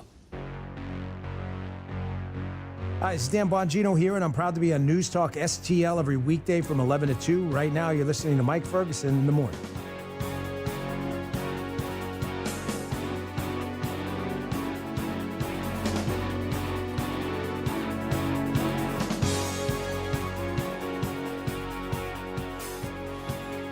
Okay, are we losing basic etiquette in America? It gone. Yeah. By the way, once a week, we've got the News Talk STL newsletter. And I say once a week, I mean once a week. This isn't one of those, hey, sign up for our newsletter. We're going to spam you all week. Once a week, you get a fun, short read. It always includes a video. It always includes an article, includes a political cartoon from our resident satirist, Todd Showalter, who's going to be with us in the 8 o'clock hour, but about an hour and a half from right now as well. Just go to newstalkstl.com, and you can sign up for that. Okay, get this. About a third of us, and when I say us, I mean Americans, admit only a third? Only a third admit to deliberately not holding a door for somebody else. Really? Yeah. Like you see them there, and you're like, you know what? Screw that guy. Yeah. Exactly. That's the way it feels anyway. If you've been raised polite. 29% of Americans admit to deliberately not holding a door open for somebody else when they were close by. 62% though say that we always hold the door. Okay. All right. I mean, I'll take that. Now, I suppose it's true. Let me just couch this by saying, Mike, why in the world are we talking about this? Because I think it's a bigger picture of civil society. The little things like this. I mean, I really do think it reflects on culture. I'm one of those who holds the door. Yes, same. Personally. Now, as far as like exactly how close or how far, that's very subjective. But if you usually make like eye contact with somebody, they'll go ahead. You're fine. Right. They do the floppy wave. Yeah, go, he's go like, ahead. you're You're good. fine. You're good. You're fine. Yep. Okay, so here's what happened is, 31% of people in a related but previous survey, and this came from YouGov. They survey on things I would never even think to ask questions about. 31% of people admit to trying to close an elevator on someone's face. I mean, you mean trying? Like trying to hit the thing so it closes before they can get on, even if they're right there. Right. So this is more than simply not holding an elevator. Yeah, this is trying. No. Oh, here he comes. Here he comes. Like they've got a Cubs hat on. They've made this joke in a lot of like sitcoms and things like that. It's like, people, oh no, so and so's coming, and they're slamming on the. And they're coming as though it's like the that Terminator 2 scene where right oh no, close the door. I can only think of one situation where that would be appropriate. Just one. Okay, what situation? The elevator's already full. Yes. So like, no, I am not squeezing in another person, but that's still rude. It just may be justified. This is just in normal situations. I wouldn't call that rude. I'd call that safety-minded. Yeah, really. Okay, but get this. Who do you think is demographically, who would be least likely to hold the door open? If going back to the door situation. Least likely. And I think this is very, very telling.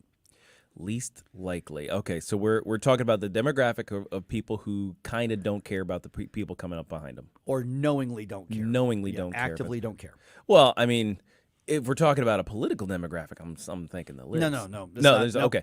Just men, women, age men, group women, type age. Thing? Yep. Gen Z women. Believe it or not, the least likely to hold the door, according to this, are men under the age of 45. Really? I just choked myself up there. The most likely to hold the door are older females, boomers from the Midwest. Here's why I find that interesting, guys. That is interesting. Wow. Because we have gotten away from traditional masculinity. Yeah. Okay?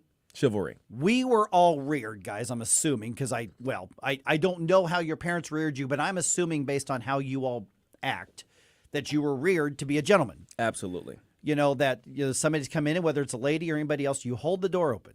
Open the door for somebody. That's how obviously all three of us were reared. Men under 45, most likely to be the ones who do not do that. 45. That seems young. I mean, that's basically the people coming right up after me, and it doesn't make sense to me. It's like, well, I don't mean to absolve folks, but I seem to see folks from all demographics opening doors here and there. The problem I have is folks that you open the door for and they don't say thank you. Yeah. That kind of bugs me. I got yelled at once in college on a date for opening a door.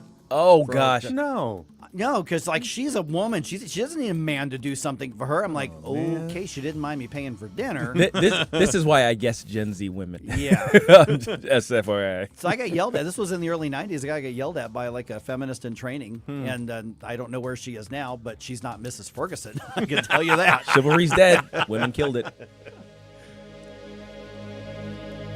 The flow of information this week on News Talk STL. Take a look at what's going on. To get to the bottom. News, analysis, opinion. They have nothing. These are felony crimes in New York State, no matter who you are. The Trump indictment is the biggest thing to help Donald Trump. Sorry, I just won't buy the whole argument of chaos. The government insists the Afghan withdrawal wasn't perfect, but it wasn't that bad. 101.9 and 94.1. The battle cry of this administration is to always blame Trump. News Talk STL.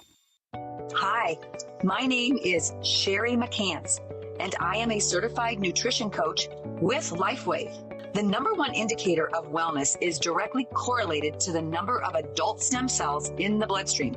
As we age, our stem cells decline. Who needs stem cells? Everyone.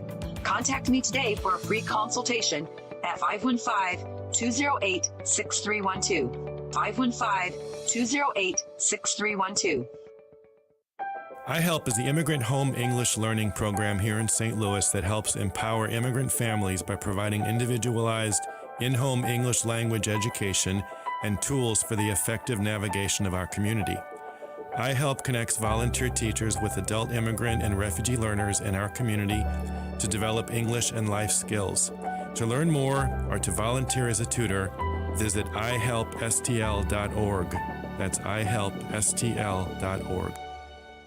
For $1 a day, if any covered appliance breaks in your home, we guarantee to fix or replace it. All makes and models, washers, dryers, refrigerators, air conditioners, and more. Guaranteed to be fixed or replaced for $1 a day. Call the Home Service Club now for free information. 800-399-3701. 800-399-3701. 800-399-3701. That's 800-399-3701. KLGY HD3 Clayton, K270BW Bellefonte, KNBS Bowling Green. This is News Talk STL at 1019, 94.1, and always streaming at newstalkstl.com.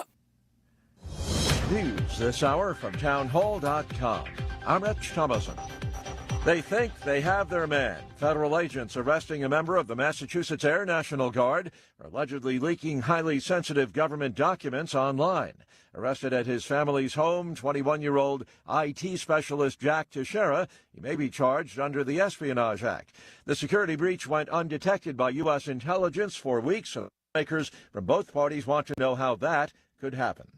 Florida tightening its abortion restrictions. Republican Governor Ron DeSantis assigned a new abortion ban into law.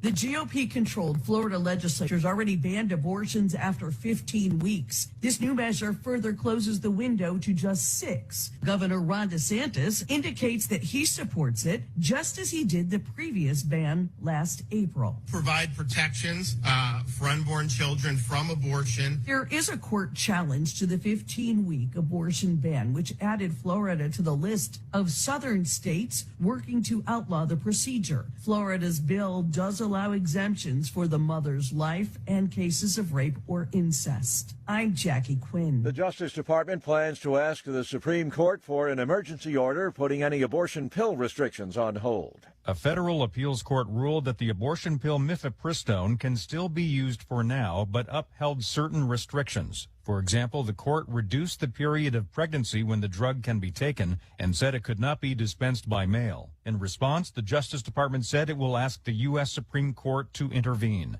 Meanwhile, the White House says it plans to aggressively fight a lower court's ruling that blocks FDA approval of the abortion pill. Greg Clugston, Washington. North Korea claims to have tested a new kind of missile designed to hit the continental U.S. Wall Street Dow futures up 21 points. More on these stories at townhall.com.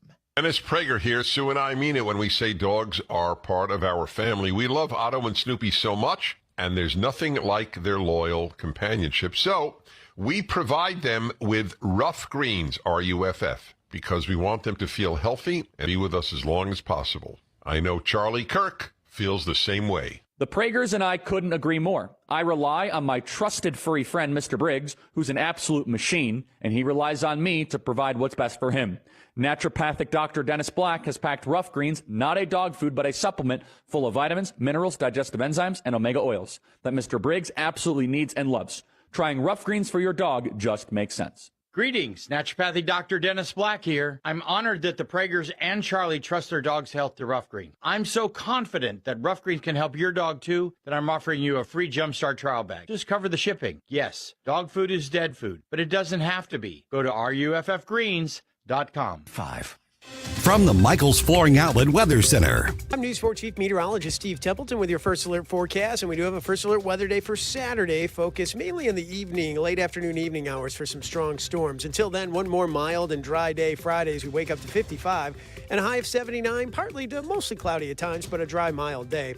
Saturday, an isolated storm in the morning, a low of 60, but the main action will be later in the day. And during the afternoon, mild and breezy, 82 for the high, and then late afternoon, evening, we'll watch for some scattered, potentially strong to severe storms. Keep an eye on that for Saturday evening. That's the latest First Alert forecast. I'm News 4 Chief Meteorologist Steve Templeton. This hour of News Talk STL brought to you by The Dental Link. Call Dr. Alan Link today, 314-794-6464 to schedule your free consultation. Offices in Baldwin and Melville, 314-794-6464. To have a roof over your head, a nice roof over your head, is very important. That's Rick talking about his experience with Rhino Shield ceramic coating. We got Rhino Shield 18 years ago, and they were very cooperative on getting us the right paint. They were in and out and done in no time. Once it was finished, looked great. We were very happy with it. The main reason Rick called Rhino Shield is because it's backed by a 25-year transferable warranty. We've watched a lot of people get their house painted 3 or 4 times, and we haven't had to do any of it. I don't know about you guys, but I don't want to have to paint it every 5-7 years. Take a tip from Rick and put down the paintbrush and call Rhino Shield for your free evaluation. 877-25-RHINO. 877-25-RHINO. Or visit 877-25rhino.com. We got Rhino Shield 18 years ago. Financially makes sense, especially if it's going to last like this did. Still looks great. Call now. 877-25-RHINO or 877-25rhino.com. Don't paint, don't Rhino, go Rhino Shield. Never paint your house again. Rhino Shield. This hour of Mike Ferguson in the Morning brought to you by Window World. Simply the best for less. 314-993-1800 or visit windowworld.com. Mike Ferguson. You play ball like a girl! Gabe Pfeiffer. I triple dog dare you! Get up! Can't you hear the alarm? Get up, St. Louis. So it's time to get out of bed.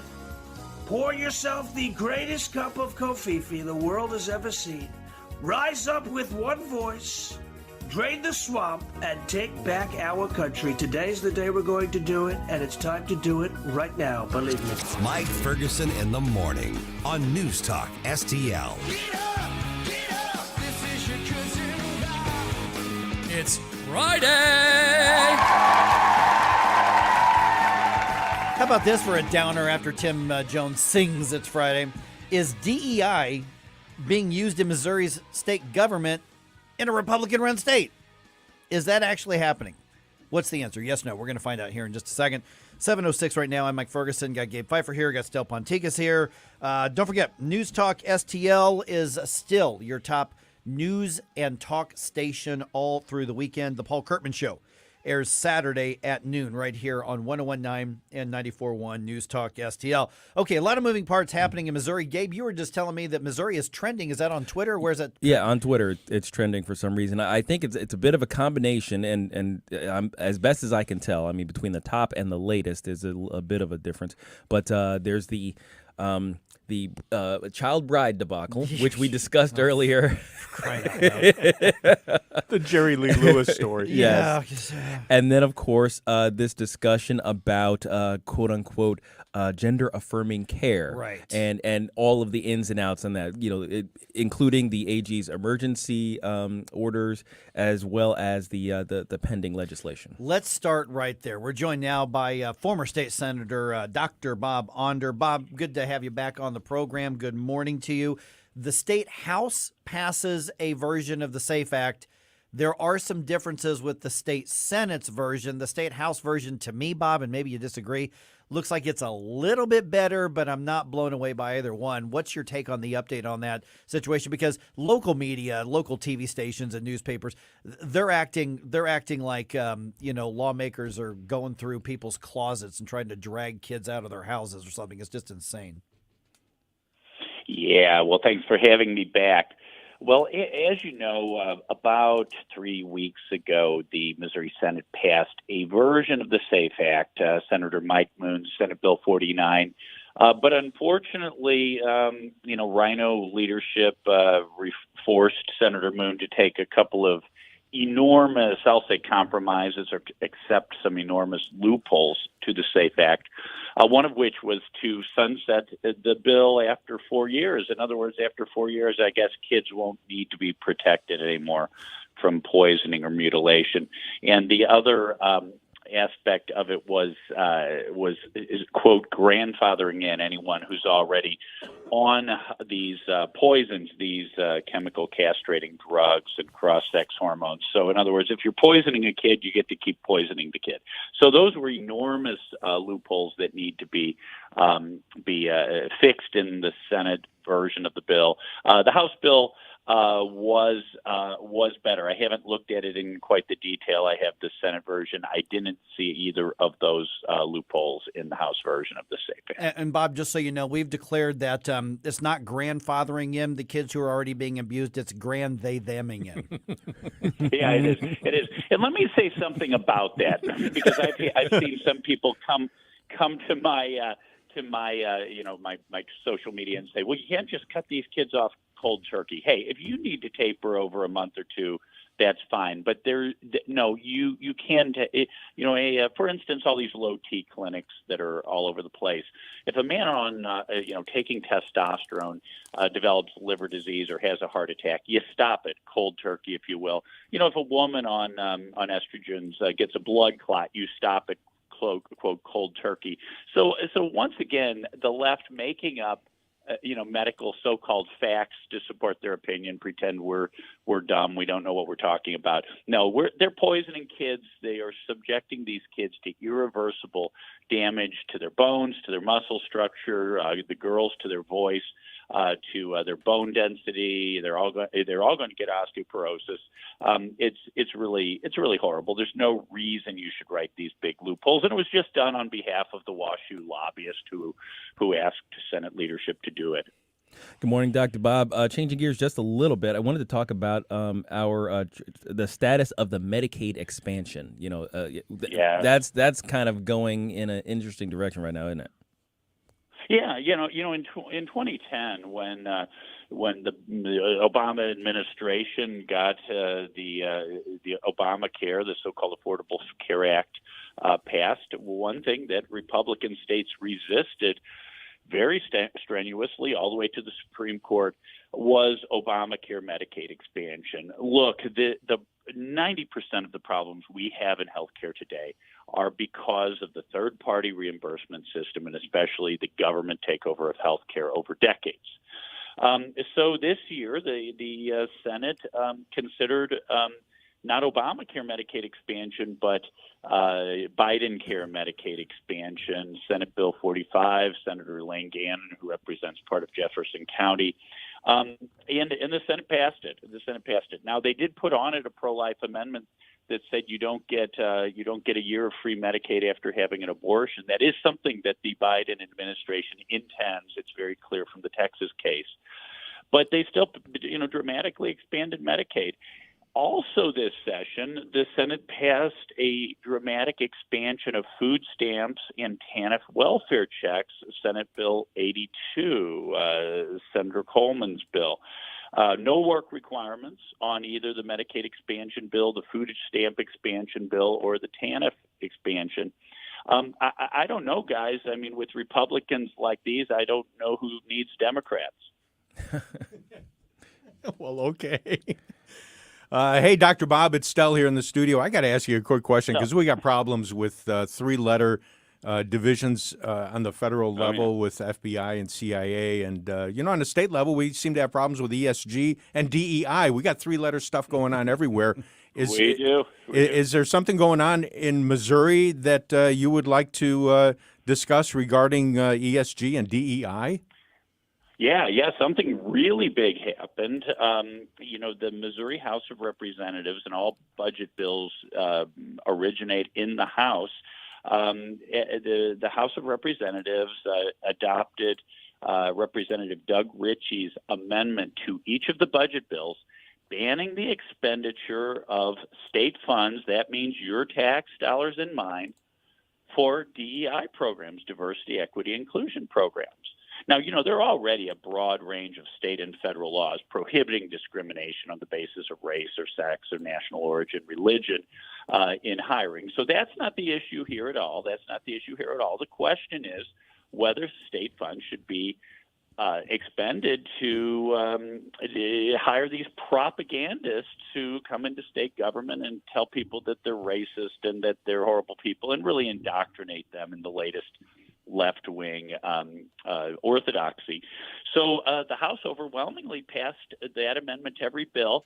But guess what? Senator Caleb Rowden, the president of the Senate, and Senator Lincoln Huff, the chairman of the Senate Budget Committee, almost immediately announced that Representative Ritchie's amendment would not stay in the state budget bills. So we really need to put people's feet to the fire. We need to call our state senators, as well as State Senator Lincoln Huff, Caleb Rowden, and tell them that we do not want our tax dollars to be used for racist, Marxist DEI programs. Yeah, I just want to really clarify on that spot, Bob. We're visiting with former state senator Bob Onder. So the House passes a bill that says we do know that, as Stell was saying, diversity, equity, and inclusion DEI programs are absolutely propaganda based. They are absolutely, charitably speaking, left leaning. Yes. Do we know that these are being used with any employees of the state now? But either way, the House passes a bill that says we're not going to do it, and two, in theory, Republican state senators says, "Oh yeah, we are. We're reserving the right to do that with your taxpayer dollars." Am I getting this right? Yeah. No, no. There are examples of DEI programs in state government, and you know, almost any institution you go into these days has a DEI officer. One of my kids has basically a DEI person, a full-time employee at a private Catholic school he goes to. So it's crept into everything, yes, including state government. Now, the lie that Senator Huff and Senator Rowden are telling, they're saying that if we ban DEI, then we'll lose billions and billions of federal tax money. And also, the state government won't be able to do business with any company that has DEI programs. Like, we can't buy electricity from Ameren anymore, and all of a sudden all our lights are going to go out. That's nonsense. Representative Ritchie's bill was written very carefully. It basically bans expenditure in state government for those programs, and it needs to stay in the final budget. Visiting with State Senator Bob Onder. Once again, Bob, really appreciate you being on. We love your Senator Dr. Bob's prescriptions that air here throughout the week on News Talk STL. So really, when we look at now, and I want to, and we talked about this a couple weeks ago as well, Bob. But here's the update: is that we're 2 weeks closer since the last time we talked about this to the end of the session. Now, when you look at, for instance, the SAFE Act, as weak as it is at this point, there's just enough difference to where the Senate would have to vote again, or a conference would have to happen, and both sides would have to vote again.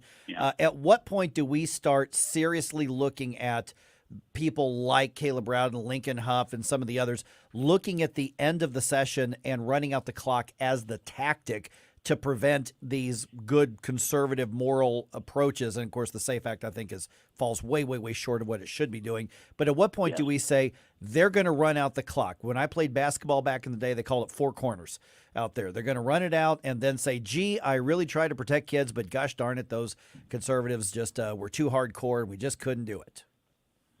Well, that's what they always do. They always run out the clock.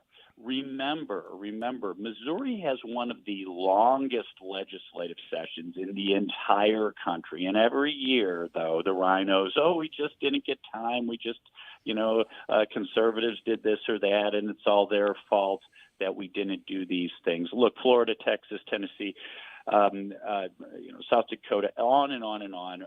Red states all over the country have done these things. Red states have passed bills with nearly identical language. All this wringing the hands. We didn't get the language just right, and the clock ran out. That's will exactly be their technique. But in all honesty, either an amended Senate bill or a House bill could be brought over onto the Senate floor. It could be PQ'd in an hour, and it could be on the governor's desk. So this business of it's not that we don't have time. It's not that the issue is too complicated. It's the lack of will to do so. Unfortunately, both the House and the Senate in Missouri have very weak leadership, and really leadership that's unfortunately many times more concerned about doing the bidding of the lobbyists rather than the people who sent them to Jeff City. All right, we've already tagged you on our Twitter post, Bob, so hopefully everybody follows you there. I know that you get a good dose of, I'll call it debate, but you get a lot of trolls that go after you there. So if nothing else, it's always energetic. That's what makes it fun. Thank you. All right, thanks, Bob Onder. Have a great weekend, Dr. Bob Onder, former state weekend. senator. All right, just ahead here, let's take a stroll down the campaign trail, shall we? Some of the candidates for the Republican nomination for president out doing some speaking, doing a little bit of media. I've got some clips. We'll get your reaction to all of those. Strangely enough, Donald Trump was not one doing a lot of speaking or media other than the Tucker Carlson interview, which, of course, is going to be bigger than everything else. But I got some statements from a few of the other candidates and possible candidates just ahead. And then at 7:35, former Congresswoman Vicky Hartzler joins us right here on 101.9 and 94.1 News Talk STL. We give you news, analysis, opinion, and more. Only on News Talk STL. Get up. It's Mike Ferguson in the morning.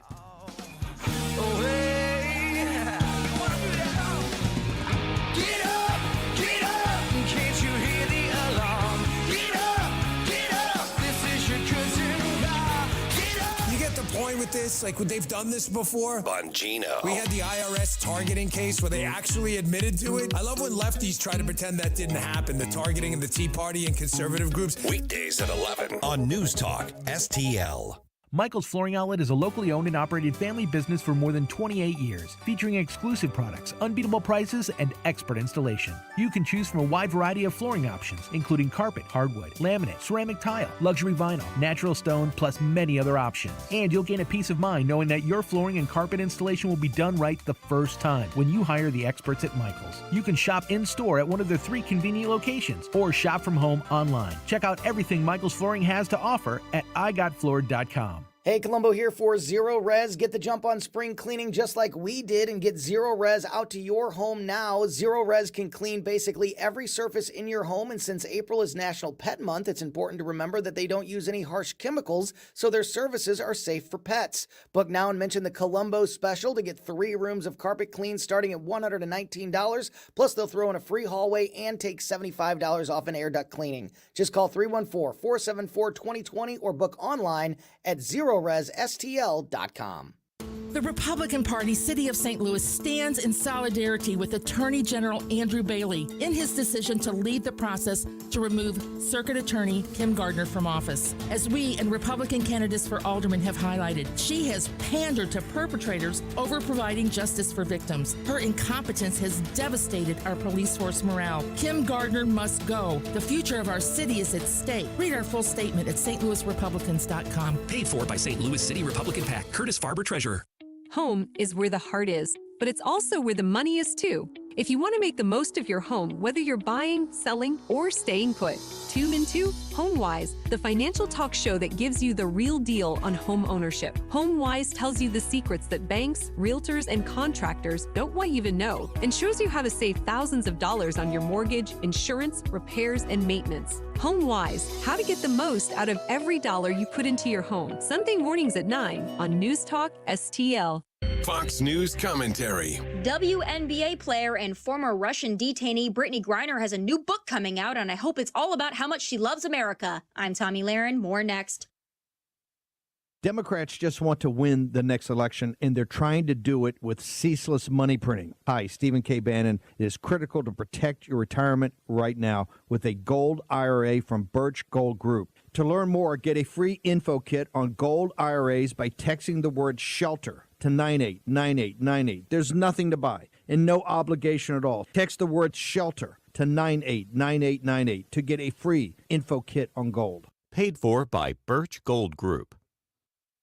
Basketball star Brittany Griner was detained in Russia for 10 months for illegally transporting cannabis oil before the U.S. government swapped her and only her for a Russian arms dealer. But Griner isn't letting the spotlight slip away anytime soon. She announced her forthcoming book, a memoir about her time in Russian captivity. This will be Griner's second memoir, and since it's still untitled, I have a few suggestions. Perhaps she could title it Mess Around and Find Out, or maybe God Bless America, How I Was Indeed Never Oppressed in the USA, or maybe even even just an audiobook wherein she sings the Star-Spangled Banner over and over to express her gratitude for the nation who brought her home instead of the Marine that's still detained over there. I really can't wait for this one to hit bookstores. I'm Tommy Lahren, and you can watch my show Tommy Lahren is Fearless at Outkick.com. 1019 and 94.1 News Talk STL. Live and local. Listen to what those local folks are telling you. News Talk STL.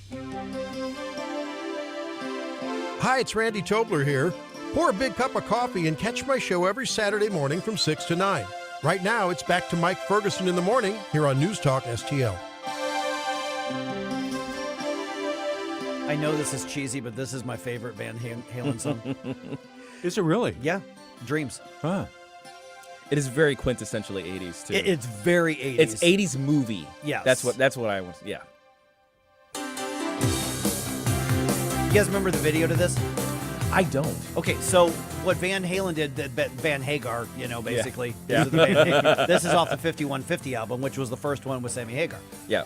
Yeah. They basically donated the rights to the music to the U.S. Navy. Really? And the entire video are the Blue Angels. Oh, the wait a entire minute. video is basically a promotional clip. It's a promotional video for the Blue Angels. I do remember that video. That was the song. Yes. Okay. Yeah. In my formative years, watching airplanes. Yeah. Makes sense. Yep. That and Top Gun. That's right. That's when you had dreams. That's when I had about dreams. designing them. Yeah, there you go.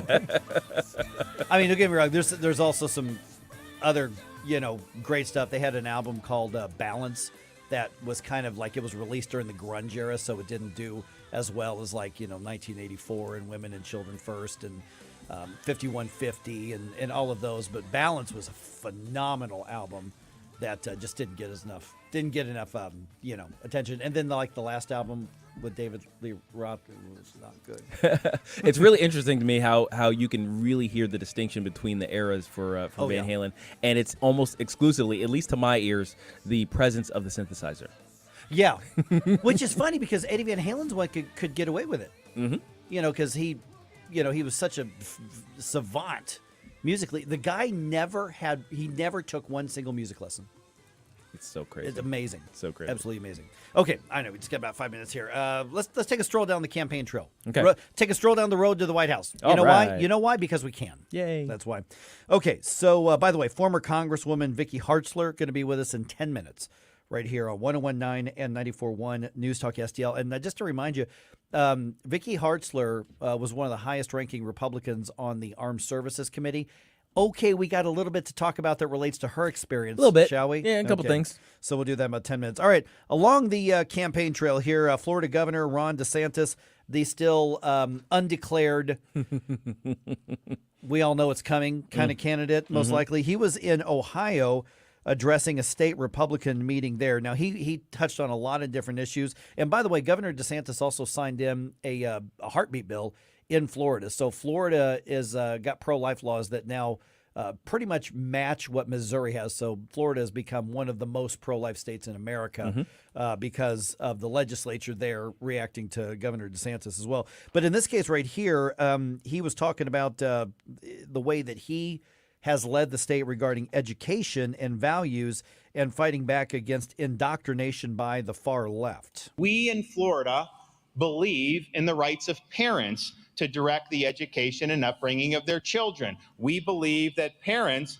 have a right to send their kid to the school of their choice. And he also had some things to say about CRT and some others, and also about taking on Disney and taking away their self-governing status. I mean, there's a lot of that's still in limbo, but he hit a lot of basically the key stuff you would expect from somebody who's running for president. He basically has written the book on modern conservative governance in this era.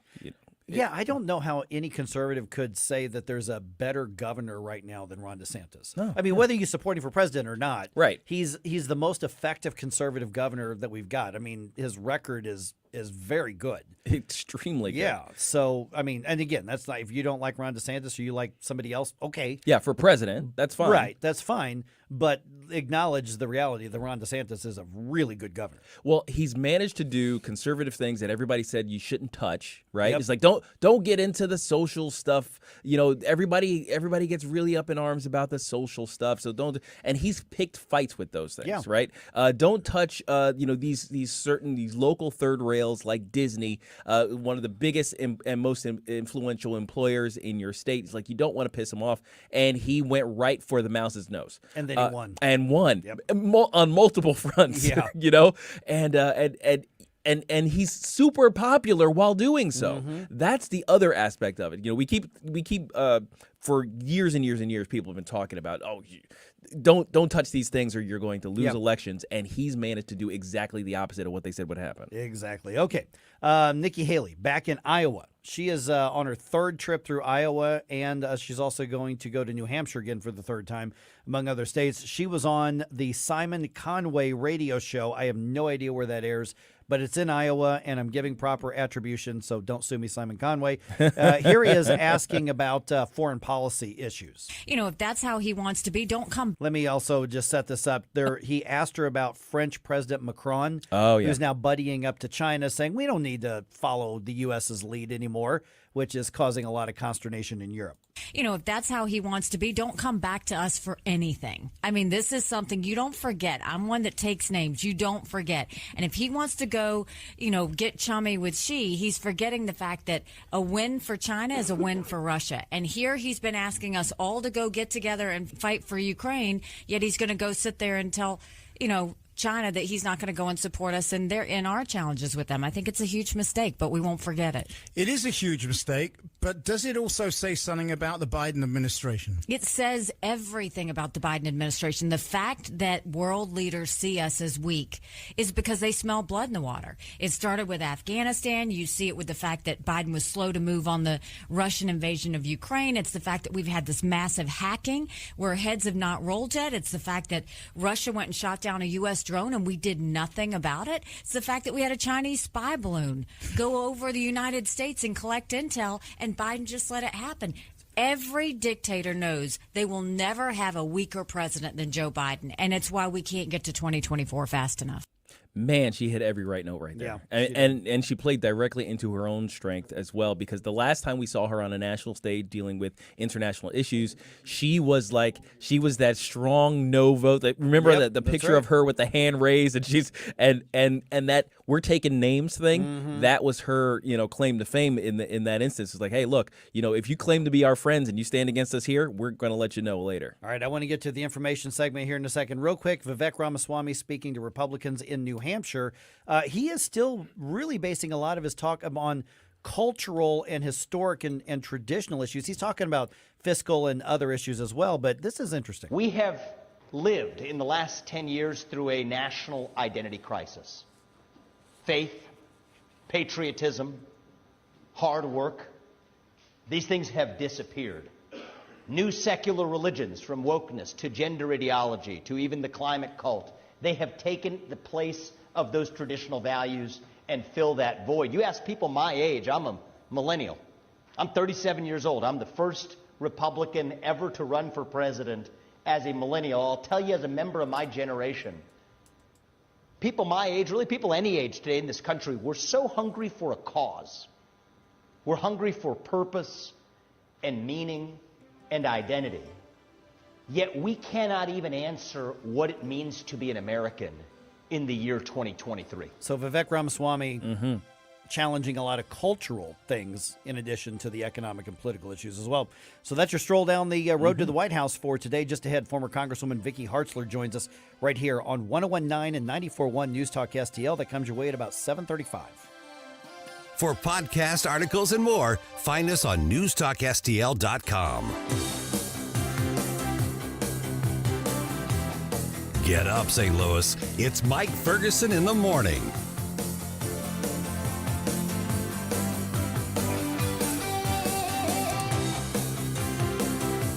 From the Michaels Flooring Outlet Weather Center. I'm News 4 Chief Meteorologist Steve Templeton with your First Alert forecast, and we do have a First Alert weather day for Saturday, focused mainly in the evening, late afternoon, evening hours for some strong storms. Until then, one more mild and dry day Friday as we wake up to 55 and a high of 79, partly to mostly cloudy at times, but a dry, mild day. Saturday, an isolated storm in the morning, a low of 60, but the main action will be later in the day. And during the afternoon, mild and breezy, 82 for the high. And then late afternoon, evening, we'll watch for some scattered, potentially strong to severe storms. Keep an eye on that for Saturday evening. That's the latest First Alert forecast. I'm News 4 Chief Meteorologist Steve Templeton. Oh, Adam, you are so romantic. And I love the kitchen you found with all these great crumbs. Yeah, baby, only the finest crumbs in the kitchen for my favorite aunt. Oh no, it's the pest control company again with those green wheels. They always kill the mood. This is Derek, the owner of All Solutions Pest Control. Give us a call today at 636-486-7888. We'd love to help you out. Learn more about our special $67 offer. You can visit us online at allsolutionspestcontrol.com. If a pest-free home is your goal, call All Solutions Pest Control. Missouri Wild Alchemy is a local and family-owned business dedicated to providing consumers with high-quality cannabis and education. They strive to make customers feel comfortable and to help curtail the stigma of cannabis use by having a professional and well-educated staff. They're proud to carry products from several Missouri cultivators and manufacturers. Missouri Wild Alchemy, now serving recreational customers 21 and above, as well as patients. Follow them on Facebook and Instagram, or visit MissouriWild.com. That's MissouriWild.com. Hi, I'm Dr. Alan Link. Your smile is your number one asset. I was in a car accident. My front tooth cracked. I'm definitely embarrassed to smile. I got mini dental implants. It changed my life. If you are missing one or more teeth or suffer from loose dentures, mini dental implants might be the solution for you. I have placed mini implants with amazing results. Mini dental implants are less invasive, less painful, and your recovery time is much shorter. Let me give you your self-confidence back and give you the ability to eat the foods that you love to eat, but that you simply can't at this point. Plus, best of all, the cost to you is much less than with older, more traditional dental implants. It made me feel like me. Like I can smile and feel like Ashley. Just want to say thank you. We are here to help you at the Dental Link. Call Dr. Alan Link today at 314-794-6464 to schedule your free consultation. Offices in Baldwin and Melville. That's the Dental Link at 314-794-6464. St. Louis's new choice for conservative talk. Thank you for the opportunity to let me vent here. Live and local. Way to be, guys. 1019 all the way. This is News Talk STL. I am home. Hey everyone, this is State Senator Nick Schroer. I am the host of Stand and Fight every Sunday night. Tune in to us at 8 p.m. Right now, let's hear more of Mike Ferguson in the Morning Show here on News Talk STL.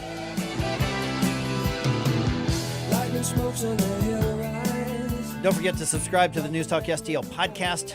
Hear all of these discussions when you want to, and frankly, some of your liberal friends may need to hear them as well, so you can easily send them to them as well. Turn the volume up. Some of them? Some of them, that's right. I would say most of them. 7:36 right now. Got Gabe Pfeiffer here. Got Stel Ponticus here. My name is Mike Ferguson. Got longtime friend alert here on the station. Right now, former Congresswoman Vicky Hartzler joins us right now. Vicky, it's good to chat with you again. Vicky and I have known each other for so long. It was really fun during the last campaign to run into you again after all that time. So I really appreciate you coming back because I want to make sure that we're still tapping into your experience. There are some questions about, agriculture. I know that obviously you have a very personal investment in being in the agriculture industry, but also particularly your experience on the Armed Services Committee. Vicky, give us your take on this arrest that was made regarding leaked documents by apparently it looks like a National Guardsman leaked classified documents. What could this mean? Not just to the military itself as an institution, but to our interest around the world? Well, it is just a debacle of unbelievable proportions, and it is just sickening to everyone. I'm glad that they've caught him, but there's so many questions. How could this happen? How could this 21-year-old Air National Guardsman have access, first of all, to these highly classified intelligence reports And then how was he able to disseminate it? How did this occur for months and months without the Defense Department even knowing this was going on? I mean, this is so concerning at many, many levels. And it exposes the methods and the tactics of gathering intelligence. And I'm very, very concerned for the lives of our operatives around the world, potentially in jeopardy as a result of this. And this individual, Jack Teixeira, needs to be prosecuted at the highest level. And people need to know that you cannot do this. And because there are lives at stake and certainly our national security.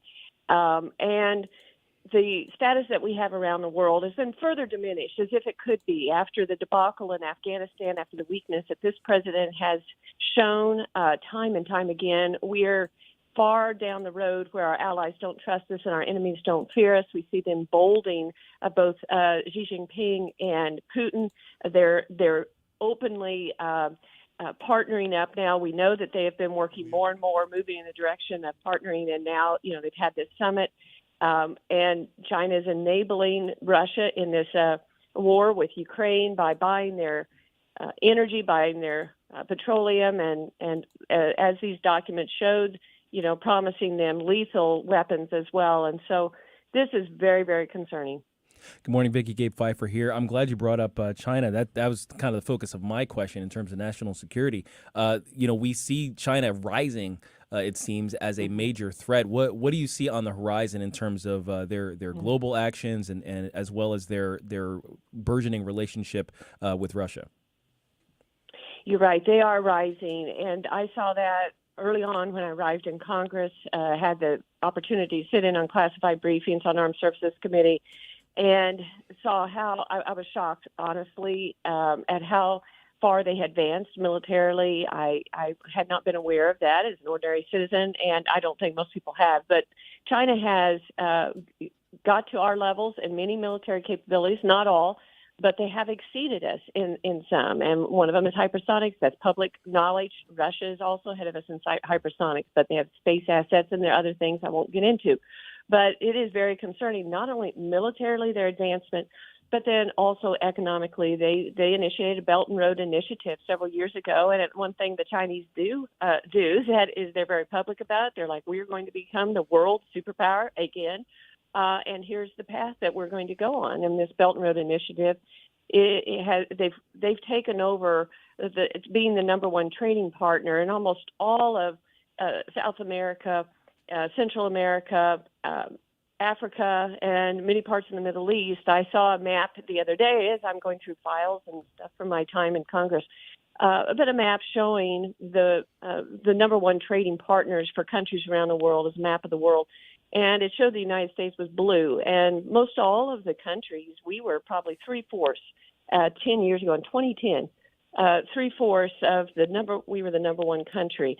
And then they showed it from a few years ago, like 2020, and it almost all flipped to red. China is now the number one player in these other countries, and the influencer, and they loan money to these third world countries, and they come in, they do infrastructure projects, and basically through that debt trap diplomacy, they take over the influence of that country. And we have just sat by and focused on ourselves and other countries, and China is just growing economically through their malign influence as well. I produced a couple of years ago a 4-part video series. It's still available on my official Facebook page that's still out there. If you go into @Rep Hartzler and go to the video section, and I would encourage people to watch that, laying out the threat, because I wanted Missourians to know what I knew now and to realize what a real threat China was. And in every way, they are certainly advancing, and they're a terrible country, treats their people horribly, committing genocide among the Uyghurs, have people in concentration camps, and certainly persecuting our Christian brothers and sisters there. So we've got to be strong. That is the message. We have to be strong economically. The way we do that is to get rid of our debt, to start living within our means. We need to encourage manufacturing and growth here within our own country bringing back manufacturing here, made in America once again, reduce our dependency on China on certain things. But we also have to be strong militarily, and I was pleased to be able to work to help rebuild our military after President Obama. But we also have to be strong on the world stage, say what we mean and mean what we say, and that comes from the top. We've got to replace the president next year with a strong Republican president who abides by a strong America and those foundational principles that made our country great. What does projecting strength worldwide look like when it comes to China becoming more aggressive in relation to Taiwan? Because I think a lot of people may look at this as a regional dispute, but this has a big implication for us. Global implications, and certainly for us, and we have to support Taiwan. They're not only a very strong democracy and trading partner with us, that people live free there, but they also control 90% of the world's chips. And if China takes over those microchips, we thought it was a problem during COVID with supply chains. We see parking lots just full of trucks and other things that can't be sold because they don't have their chips yet. We're going to be in even bigger trouble with if China to take that over. And so, we have to continue to be strong militarily. We are doing more exercises from what I understand over there, floating driving our ships through the area. But we're going to have to partner with and stand by and cultivate relationships with, Australia and Japan and other countries of the free world, and invest in our military production here, and so that we have what we need. But it's not just militarily. We have to have a strong economy to back up and be able to handle the war. And right now, with the inflation and the rampant spending that this Democrats have portrayed onto our country, that's problematic. So we've got a crisis coming up this summer, late summer, with our debt ceiling. And I'm proud of the House Republicans who are standing strong, and Speaker Kevin McCarthy saying, we will not approve raising the debt ceiling until we make substantial changes to the way we spend here in Washington, to get a hold of our spending, to get out of debt, to start reducing that, to be strong economically. And China sees that weakness in our economy as well as a vulnerability. So there's multiple things that we can do, but part of it is also cultivating those relationships with other countries. I was very disappointed, not surprised in some ways, but with President Macron of France going to Xi Jinping in China and basically dissing the United States and saying, we don't really need to get Europe into any conflict. If there's something between the United States, Taiwan, Japan, we don't need to be involved. We need to be strong ourselves. We don't need to rely on the U.S. dollar. We need to shift to the euro. Basically, kind of pulling away from the United States and saying, hey, we're strong. So that's problematic. So Biden and whoever the president is, hopefully next year a change, we will need to work with our friends too and keep them on our side. Vicki, this is Stal Ponticus, and to just make one extra note on the China-Taiwan situation, it kind of bothers me, and I'm wondering what you think about Warren Buffett selling about 86% of his shares in Taiwan Semiconductor a couple of weeks ago after he just bought over 4 million of those shares in November. And all of a sudden, a couple of months later, he decides the winds of war are really bothering me now, and I'm selling this stuff. It kind of caught me by surprise. Yeah, that is concerning, and it certainly sends the wrong message to Xi Jinping. It shows, hey, I don't believe in Taiwan or its ability to defend itself, and I'm going to take my money and run. When we need to be staying strong with them, we need to get them the hardware and the equipment they need to defend themselves. We need to learn lessons from Ukraine. I was, furious with President Biden for weeks when Russia sat there with 100,000 troops on the border, and he's saying, well, we're not going to sanction Russia until if and when they go in. We're not going to do anything. You need to slap their hands before they go in and say, look, we will take these sanctions off when you pull your troops back. You have no right to be threatening this free and independent people in this nation. And once he entered, it was too late. And then they're like slowly trickling in. This military equipment and these brave Ukrainian people are standing up for freedom like our founding fathers, and they're giving their lives trying to ward off this thuggery. And we're slowly trickling in equipment. So we need to learn from that. We need to make sure Taiwan has now what they need to deter China from crossing that strait and trying to take on another free and independent people. All right, this is former Congresswoman Vicky Hartzler. And Vicky, I really appreciate your time because you got so much experience in Congress. That's why I reached out to you. Are you maintaining, sort of a public commentary on what's happening in policy and that sort of thing? I mean, any websites, social media that you're staying active, or are you, back into the private sector? I know that a lot of challenges happening with agriculture. I was just reading a story about net incomes for Missouri farmers expected to go down in large part because of inflation this year. So, are you going to stay involved in the conversation?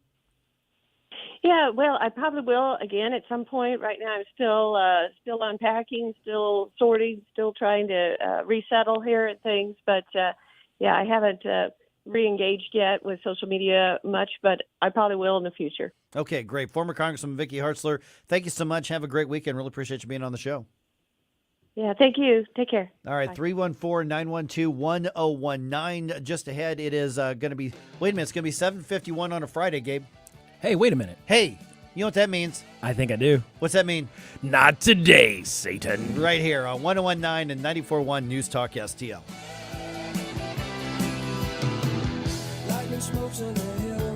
Like and subscribe to us on Rumble. News Talk STL. Get up, St. Louis. It's Mike Ferguson in the morning. While the darkness can help you hide, trouble's coming without control. No one's staying has got a hold. Hey, St. Louis, it's Dan Bongino. Proud to be part of the News Talk STL lineup. Every weekday from 11 to 2, we'll get together to talk about what's going on. News, analysis, opinion, and always some fun. Make an appointment to be with us every weekday beginning at 11 on News Talk STL. Welcome home. Hey, Tim Jones here for Rockwood Charcoal. If you love to grill as much as I do, I'm sure you prefer using charcoal over gas. Ever since I met Jonathan Heslop and he introduced me to his product, Rockwood Lump Charcoal, we're not using anything else. Rockwood's made from 100% pure Missouri oak and hickory and can be found in stores all across the country. It's the nationally highest consumer-ranked charcoal there is, so you're cooking with the best and supporting local industry and a local business right from my hometown of Eureka. There's over 100 area Rockwood retailers. Find yours at rockwoodcharcoal.com. I'm Dr. TJ, owner of the Institute of Natural Health, co-owner of Optimal Nutraceuticals, and the host of Wellness 101. Wellness 101 is designed to cut through the nonsense and provide you common sense, science-based information regarding health and wellness. On the show, we discuss topics like thyroid health, gut health, hormone optimization, and many others. Our show airs Saturdays at 10 a.m. and 2 p.m. and Sundays at 11 a.m. and 3 p.m. right here on News Talk STL. For more information, visit us at inhstl.com. That's inhstl.com. Finding great people to hire is like trying to find a needle in a haystack. It's pretty difficult, right? Well, ZipRecruiter has mastered finding a needle in a haystack, so they take it to the next level. They make hiring so simple that it's like finding a needle in a needle stack. And that's why you should try ZipRecruiter for free at ziprecruiter.com/free. Here's what it's like to use ZipRecruiter. They have so many qualified candidates that it's easier to find the right ones for your roles. In fact, 4 out of 5 employers who post on ZipRecruiter get a quality candidate within the first day. That's a lot of needles. So how do they do it? ZipRecruiter's powerful technology sends you candidates who are a great match for your job, and you can even invite your top choices to apply. So if you want less hay and more needles, head to ZipRecruiter. And right now, you can try ZipRecruiter for free. That's right, free. At ZipRecruiter.com/free. That's ZipRecruiter.com/FREE. ZipRecruiter.com/free. ZipRecruiter, the smartest way to hire. This hour of Mike Ferguson in the Morning brought to you by Window World. Simply the best for less. 314-993-1800 or visit windowworld.com. Hey everybody, it's Paul Kurtman. Make sure you join me every Saturday from 12 to 1 here on News Talk STL for the Paul Kurtman Show. But right now, let's get back to Mike Ferguson in the morning. Okay, why on earth is child marriage, 12-year-olds getting married, the center of a debate that happened this week in the Missouri legislature. This is so stupid. Oh my gosh! All right, I'm going to explain at 8:05, and I'll let you hear the argument yourself. But let's just suffice it to say, what? All right, forced to talk about this stuff. Yeah. Okay, that's at 8:05. Don't forget News Talk STL weekend programming. If you haven't checked out the Rob Carter Show, which is Sunday from 6 to 8 o'clock, you can talk about some hard hitting conservative talk. I would say this would be maybe the weekend's biggest MAGA type of show. Oh yeah. Yeah, Rob doesn't hold back. So 6 to 8 on Sundays. Check that out right here on 101.9 and 94.1 News Talk STL. Hey, Gabe. Hey, it's the weird, the wacky, and the worrisome. These are the stories that make you say. Look on the devil. Oh, hell no. This can't be happening, man. This isn't happening. The devil. There's the only way to be sure. Not today, Satan. Not today. Amen. This Sunday, our neighbors had their kids running around in their yard looking for eggs because, it was Easter. It was so cute. Oh, yeah, the little ones having fun, laughing and stuff. Now, it was a lot less eventful than what a Connecticut resident captured on video when their own Easter egg hunt was ruined by a candy-craving black bear. Oh, isn't that special? Yeah, that'll kind of cramp your style there. You definitely don't want the kids running around after that. It is better than a cocaine bear, but still. Yes. Not quite cocaine bear, but sugar bear. Yeah, sugar bear. Not quite as fun as it sounds. Jennifer Lopez, not that Jennifer Lopez, said Easter eggs filled with candy had been spread around her Windsor yard before she and her husband spotted the Bruin on their property. Quote, all of a sudden I hear shuffling or leaves, assuming it was the squirrels or chipmunks. However, I was in for an awakening when I looked up and saw a mother bear with her cub even. Wow. And she worked her way to the eggs and started eating the chocolate. Yeah, you know what you do in that situation? You let it eat the chocolate. You let it eat the chocolate. Yeah, that's exactly what happened. What does a mother bear do? Anything she wants. That's precisely. Just real quick on Easter egg hunts. Yes, is that my wife's older son apparently dominated that his other side of the family's Easter egg hunt around their house. He came in with a great big bag of candy from all of his success. He's 18. Oh wow! So we penalized him by eating all of his candy. Yeah, absolutely. It was really just to teach him. Yes, actually, yes. Good lesson. Good lesson. Lessons in adulthood. You don't get this. The Connecticut Department of Energy and Environmental Protection said black bears in the state typically begin to emerge from their winter dens in mid-March. And officials recently released a report revealing that bears were spotted in 158 of the state's 169 towns last year. Wow. So that sounds unbearable. Hey, I'll be here all day, folks. Hey, no respect. All right, in our second story, a Florida sheriff's deputy is going viral for his reaction to helping in the removal of an 8-foot alligator from a backyard pool. That's pretty much my reaction to the idea of an 8-foot alligator anywhere. It's literally a dinosaur. It's a dinosaur. Yes, absolutely. The Brevard County Sheriff's Office said in an Instagram post that Deputy Robert Santiago and professional wildlife trapper Scott Swartley responded to a home on Silver Lake Drive in Melbourne where a woman discovered the large alligator taking a dip in her pool. The post includes a photo of Swartley removing the gator from the pool while Santiago assists with a shocked look on his face. It's kind of funny. Sheriff Wayne Ivory wrote in the post, I would love to know exactly what Deputy Santiago was thinking, but I'm pretty sure it was...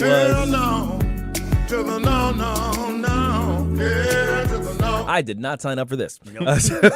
So, in our last story, a New York eatery announced it was bringing back a Guinness World Record holding dish. Okay. A $214 grilled cheese sandwich. No! God, please, no! No! What? No! $214 grilled cheese sandwich. I mean, it's bread with cheese, right? Okay, let me explain.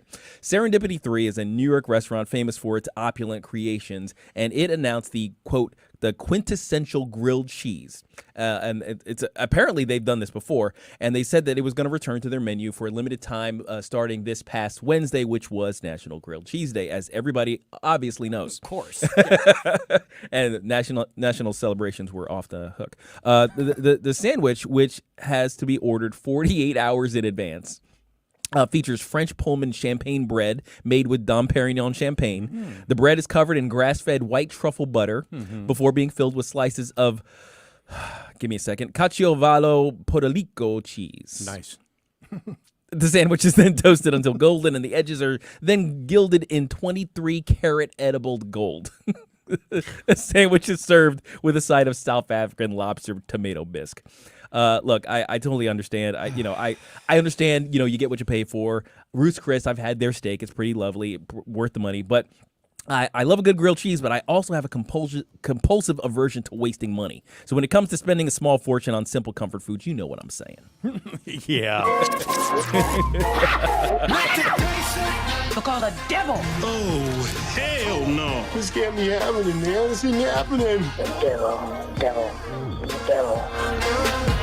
It's the only way to be sure. Not today, Satan. Not today. Amen. The latest news. A New York grand jury has charged Trump. We've got a misdemeanor that's been made a felony. There's so much theft and there's so much looting, there's so much homelessness and crime, but yet their attention is going after Donald Trump. Political prosecution. The news you need to know.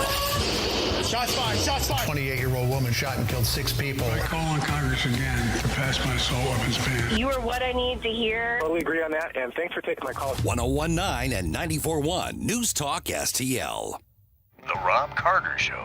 How good is that Pure Cure coffee? Are you loving it? Oh, yeah. Pure Cure coffee is fantastic. What I like about this coffee, other than the multiple flavors, and I love the smell. My wife and I get up every morning, we have the Pure Cure coffee. I love the taste. Listen, it's better coffee. PureCureCoffee.com. PureCure coffee.com. Get yourself some. It is fresh, delicious coffee, multiple flavors.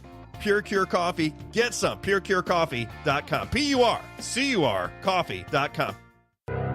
Freedom isn't just a word. It should be a way of life for all Missourians.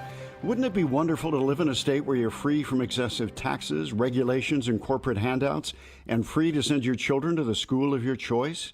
That's why we at the Show Me Institute put together our 2023 Missouri Blueprint, a roadmap on how the state can progress to a bright future.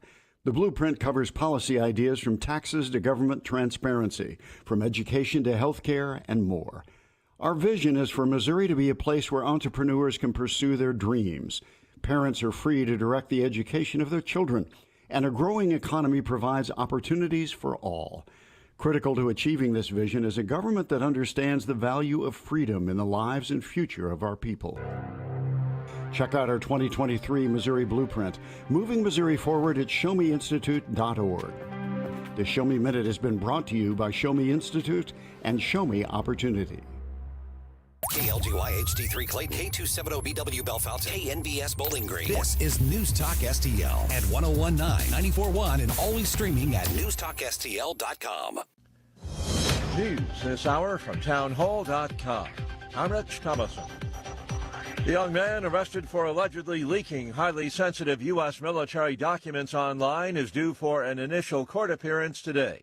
Correspondent Norman Merchant says 21-year-old Jack Teixeira is an IT specialist with the Massachusetts Air National Guard. Teixeira was serving in the Guard for a couple of years and is alleged to have posted on an internet chat room months of documents that have U.S. secrets about military readiness in Ukraine and what the U.S. is doing to collect intelligence on allies and foes alike. The major intel breach caught the intelligence establishment off guard, and lawmakers, Republican and Democrat alike, want to know how the nation's secrets could be so easily compromised. It's called the Heartbeat Protection Act, the tougher abortion ban signed into law by Florida Governor Ron DeSantis. With some exceptions, it outlaws abortion once an unborn child's heartbeat is heard. That's usually around 6 weeks into a pregnancy. Parts of Florida cleaning up after an unprecedented storm dumped more than 2 feet of rain in a matter of hours. No weather forecasting service could have warned us of this. In a news conference carried by WPLG, Fort Lauderdale Mayor Dean Trantelis asked residents to be patient as tow trucks continue to remove rows of broken down cars. The National Weather Service issued a rare flash flood emergency alert for rains which started Monday and became their heaviest Wednesday afternoon. Trantelis says the problem for Fort Lauderdale is that it's a flat city at sea level. We're the Venice of America. We're going to continue to be challenged by water impact such as these. I'm Donna Warder. Authorities say it was a tech consultant who fatally stabbed Cash App founder Bob Lee in San Francisco. Investigators say Lee knew his attacker. More on these stories, townhall.com. It's Prager here. Sue and I mean it. Dogs are part of our family. We love Otto and Snoopy so much. There's nothing quite like their loyal companionship. So we provide them with rough greens. In fact, I just talked to my wife about it because we want them to be healthy and we want them to be with us as long as possible. That's true. I know Sebastian Gorka feels the same way. The Pragers and I couldn't agree more. Our pups, Killian and Leia, rely on us to provide what's best for them. And naturopathic Dr. Dennis Black has packed rough greens full of vitamins, minerals, digestive enzymes, omega oils, and more that supplement their food in a way that has shown us great results. Trying out rough greens is an easy yes, recommended by me, Dr. G. Naturopathic Dr. Dennis Black here, and I'm so proud that the Pragers and Sebastian Gorka have entrusted their dog's health to Rough Greens. I'm so confident that Rough Greens can help your dog, I'm offering you a free Jumpstart trial bag. Just cover the shipping. Yes, your dog's food is dead food, but you can bring it back to life with Rough Greens. Go to ruffgreens.com. From the Michaels Flooring Outlet Weather Center. I'm News 4 Chief Meteorologist Steve Templeton with your First Alert forecast, and we do have a First Alert weather day for Saturday, focused mainly in the evening, late afternoon, evening hours for some strong storms. Until then, one more mild and dry day Friday as we wake up to 55 and a high of 79, partly to mostly cloudy at times, but a dry, mild day. Saturday, an isolated storm in the morning, a low of 60, but the main action will be later in the day. And during the afternoon, mild and breezy, 82 for the high. And then late afternoon, evening, we'll watch for some scattered, potentially strong to severe storms. Keep an eye on that for Saturday evening. That's the latest First Alert forecast. I'm News 4 Chief Meteorologist Steve Templeton. This hour of News Talk STL is brought to you by Rodney and Jen Wallner and the entire Wallner home selling team at Berkshire Hathaway. Call them today at 314-810-SOLD. 314-810-SOLD. You know, when we talk about dental care, a lot of times the first thing you think about is, are my teeth white? Are there chips? Are there cavities? Do I need a crown? Yes, I need a cleaning. But have you thought about what your dental health means for the health of the rest of your body? If you're pregnant, there's a big impact of your dental health and your gum health and inflammation in and around the teeth and the gums that can impact preterm labor and really impact the successful outcome. There are some studies that suggest that poor dental health may be related to premature cardiovascular disease. These are the kind of issues that are addressed when you visit my friends at Advanced Dentistry of St. Charles. The whole family can benefit from a visit to Advanced Dentistry of St. Charles with Dr. Dan Cusimano, Dr. Megan Dwyer, Dr. Jay Omas. Or if you haven't seen anyone for a while, go out and get to know them. It's a fabulous team, all up and down the team, from the dentist to the hygienist to the front office. Great, great group. 978-0226. That's 636-978-0226. Advanced Dentistry of St. Charles, advanceddentistrynow.com.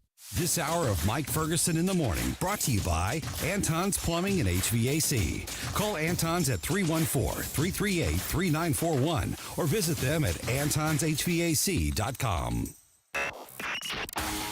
Mike Ferguson. We the people. Gabe Pfeiffer. It's not rocket science. Rocket science. Get up, can't you hear the alarm? Get up, get up. Mike Ferguson in the Morning on News Talk STL. It's Friday!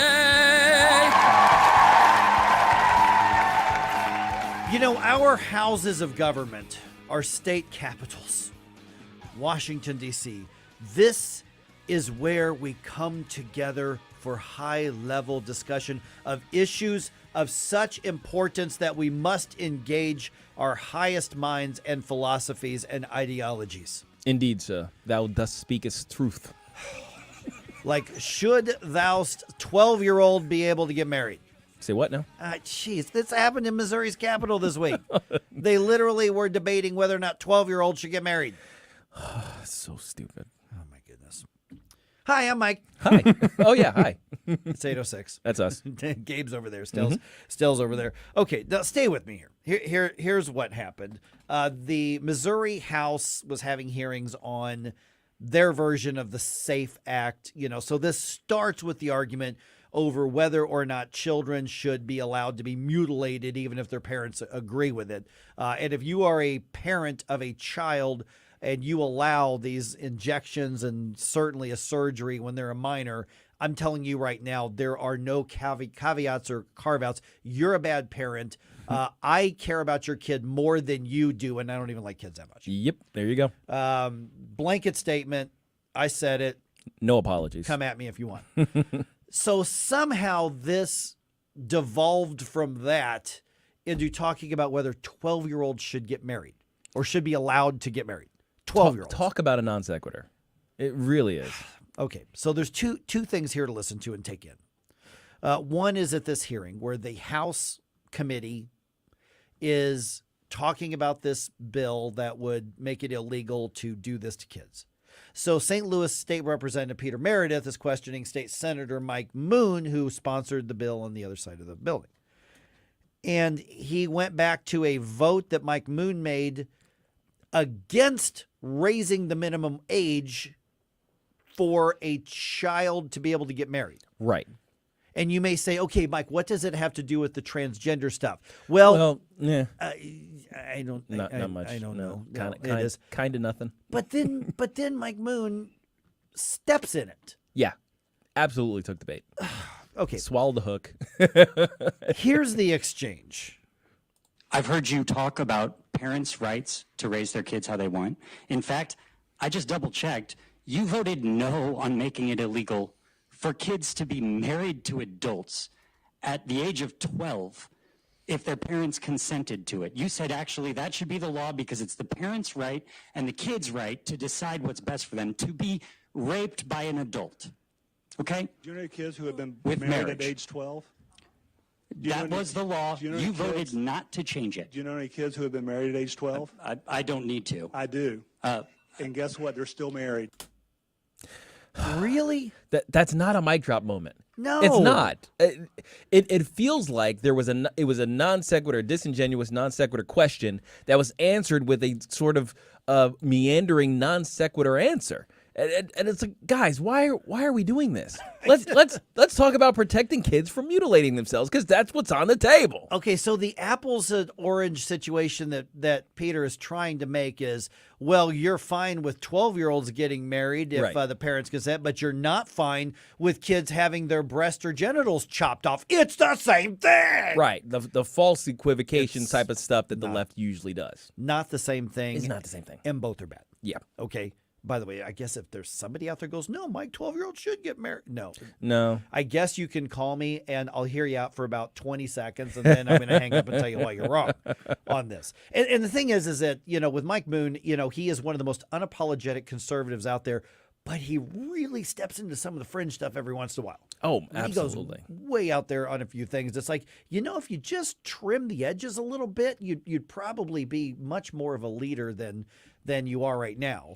Because he's kind of a source of content for a lot of conservative haters out there, even though he's got some of the boldest legislation. I mean, the original SAFE Act was good stuff. Yeah. The original one before, Caleb Rowden got involved and neutered it in some way. Sensing a pattern here? Yeah. So anyway, the interwebs reacts to Mike Moon going, do you know any kids who got married at 12? I do. They're still married. Because you just gave it to him. You gave him that soundbite. You gave him the reason to turn it into a new issue to distract from the actual one we're talking about. And by the way, the law in question was not about whether adults could marry 12-year-old children. Right. Just so we're clear about that. And then even the story he has behind this Yeah. isn't about an adult marrying a child. And I think he goes into it, right? So Mike Moon does this YouTube series, and he calls it Setting the Record Straight because he is maligned in the media a lot. Kind of regularly. And they are regularly unfair to him, and they are regularly biased and inaccurate when they're reporting on him. He doesn't call it moonshots? No, he should. Or shooting for the moon? Yeah, or moonshine. Moonshine. Yep. That's what I was thinking. Just saying that's what he should be doing. Moonshine and the facts, or something like that. Full moon. Yeah. So he goes on this 3 or 4 minute monologue on his YouTube channel saying, here's what's actually happened. I just grabbed a part of it right here where he says, here's the context on that bill that he was criticized for, but I don't know that he does himself any favors on this one either. The vote mentioned was referring to House Bill 1630. This bill intended to raise the age at which minors could legally marry from age 15 to 17. As I contemplated the bill, I was reminded of a couple I'd met years before. When this couple was in their teens, actually preteens, they took actions that resulted in the girl becoming pregnant. The youngsters' parents decided to allow the children to marry. They weren't forced, However, because they were not mature and could not provide for themselves, they grew up with their families in different states. After a number of years, when the children became adults and were able to care for themselves, they began to living together. The couple is still married today. So with this in mind, and because allowances for these extreme exceptions were not included in the language, I voted against the bill. Yeah, and then he just kind of went on to do a bunch of religious talk. But Well, what's interesting too is that I don't think in any case we're talking about 12-year-olds, because he's talking about engaging in activities that get people pregnant. I don't know if you guys had the birds and the bees discussion with your parents before that they have sex. Okay, right. So and gasp. I don't have any pearls. I can't clutch them. Clutch them. You need your fainting couch over there. But these weren't 12-year-olds. These were teenagers, probably. No, they were 12. Were they 12? Yeah, no, they were 12. Legitimately 12. Yeah, I mean, on that's I guess 12-year-olds are more advanced in some ways than when we were 12 years old. But wow. These were 12 years old. All right. Okay. All right. Yeah. Fine. 12 years old. I'll concede that. But my goodness, I don't know where in the country this was. He said they lived in different states. And when period of time that this I was. don't know. That's another thing. It's one thing if it's 1832. Right. And yes. Because your life expectancy is 28. Right. Time is short. But gosh, what? Here's the problem. We're talking about 12-year-olds getting married. And not the cutesy kind that you see in movies where they give each other like a ring of flowers or something like that by a tree because they hang out together over the summer.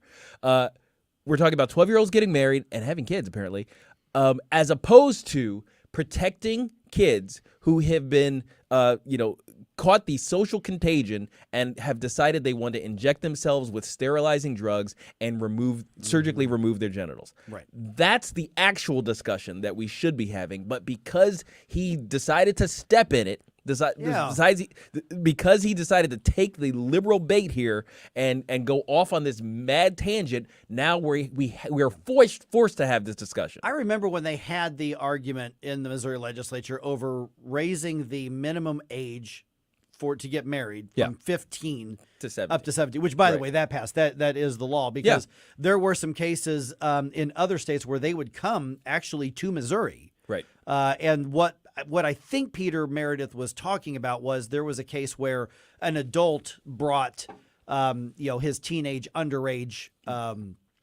abuse victim and married. Right. Legally, which exempted him from prosecution of statutory rape and some other stuff. So I think that's how all that got conflated in there. It was kind of a no-brainer. So anybody who votes against it, you can outthink yourself. Yeah. And go so deep into something that you miss the obvious big picture. Yeah, it's like, well, I wanted a special language for its, exceptional cases. Like, you know what? Just like when the 12-year-old gets pregnant. I mean, it's like let's not. How about we not? Yeah. How about you always, if you want to say, that a judge could make an exception for extreme circumstances and leave it at that. Sure. Maybe. But or just say 12-year-olds can't get legally married because with or without a parent's consent, you don't know what you're doing. Well, and even the story kind of 30-year-olds who shouldn't be allowed to get married. Well, then there's that. But even the story kind of shoots itself in the foot, because what was the purpose of that legal marriage if they were going to live separately under their parents' roofs on separate states? The marriage wasn't a real thing until they were old enough to actually do married people stuff. Right? So what's the point of leaving the room in the law if it's actually not even effective? So his story doesn't support his argument for. I mean, 12 years old is what age? Is that what? Sixth Seventh grade, something sixth like grader. that. Sixth grader. I mean, so what? Are you going to go in junior high saying you have a baby? No, I'm married. It's okay. My anniversary's coming up. That's right. I can't be here for the quiz teacher. I can't be at the junior high dance because I have an anniversary dinner at Taco Bell. My husband's coming in from out of town. Yeah, my husband's parents are driving him in. He goes to the other school. Yeah, he can't drive yet himself, but that doesn't make his. Why are we talking about this? Right. We need to ask Todd about this. Oh, yeah, that's right. Yeah, Todd Showalter, our resident political satirist, And News Talk STL cartoonist going to be with us at 8:35. I'm a little afraid of his answers. I'm not gonna lie. I'm terrified, actually. I'm just saying on that. More reason to stay tuned. All right. Got the news roundup coming your way, and then the aforementioned Todd Showalter going to be with us around 8:35 here on 101.9, 94.1 News Talk STL. By the way, if there's something you want to get Todd's take on, you can tweet at us, or you can mention it to me in the Rumble chat box or Facebook, and, or Facebook. Comment to us, and we will we'll ask Todd about it just ahead right here on 101.9 and 94.1 News Talk STL. Follow us on Rumble at News Talk STL.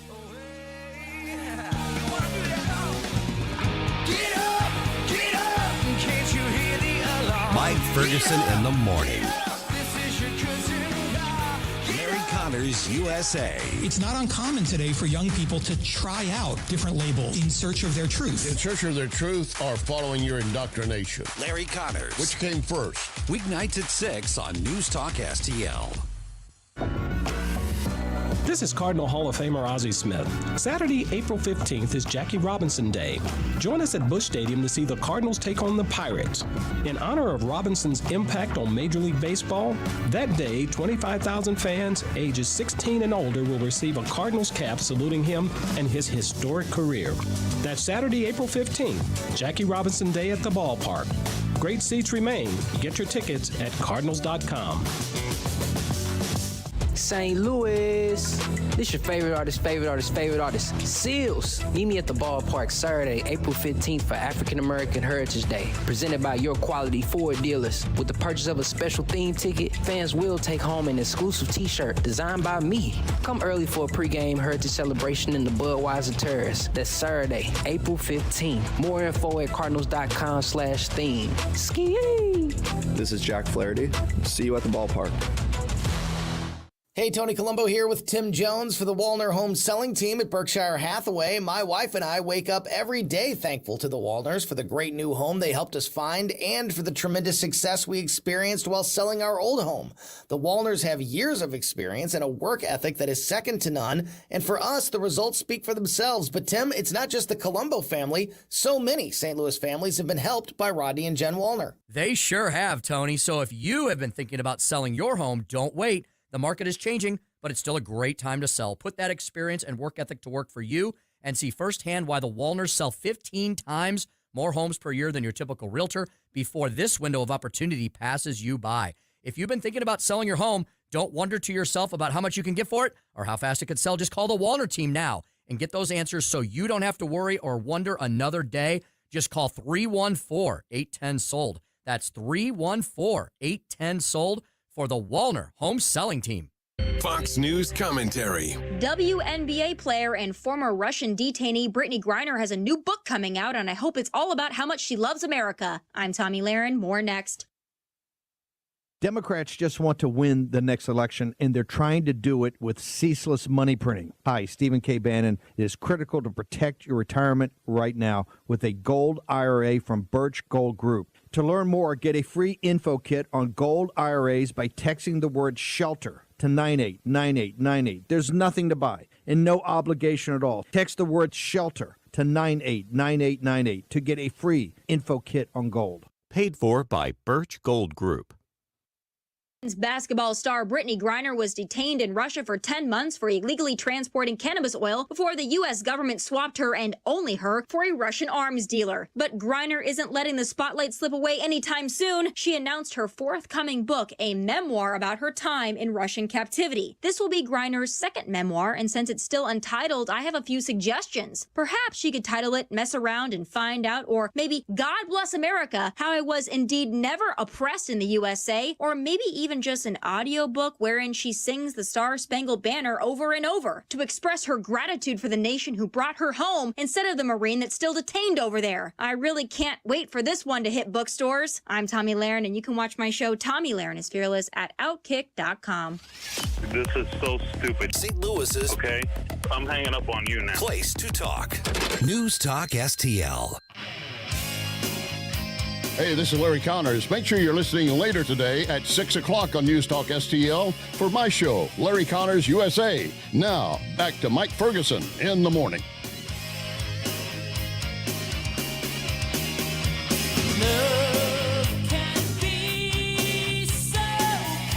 all week long still. I love it. You probably thought I forgot. I was wondering. Where's my striper? Where's my striper, man?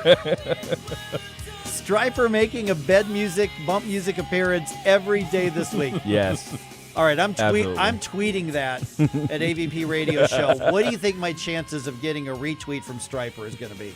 Oh, I'm hoping it's high. I'm doing it in the next information segment. I'm Yeah, doing that. Absolutely. I loved this song back in my high school days. Same listen, here. Listen to those harmonies.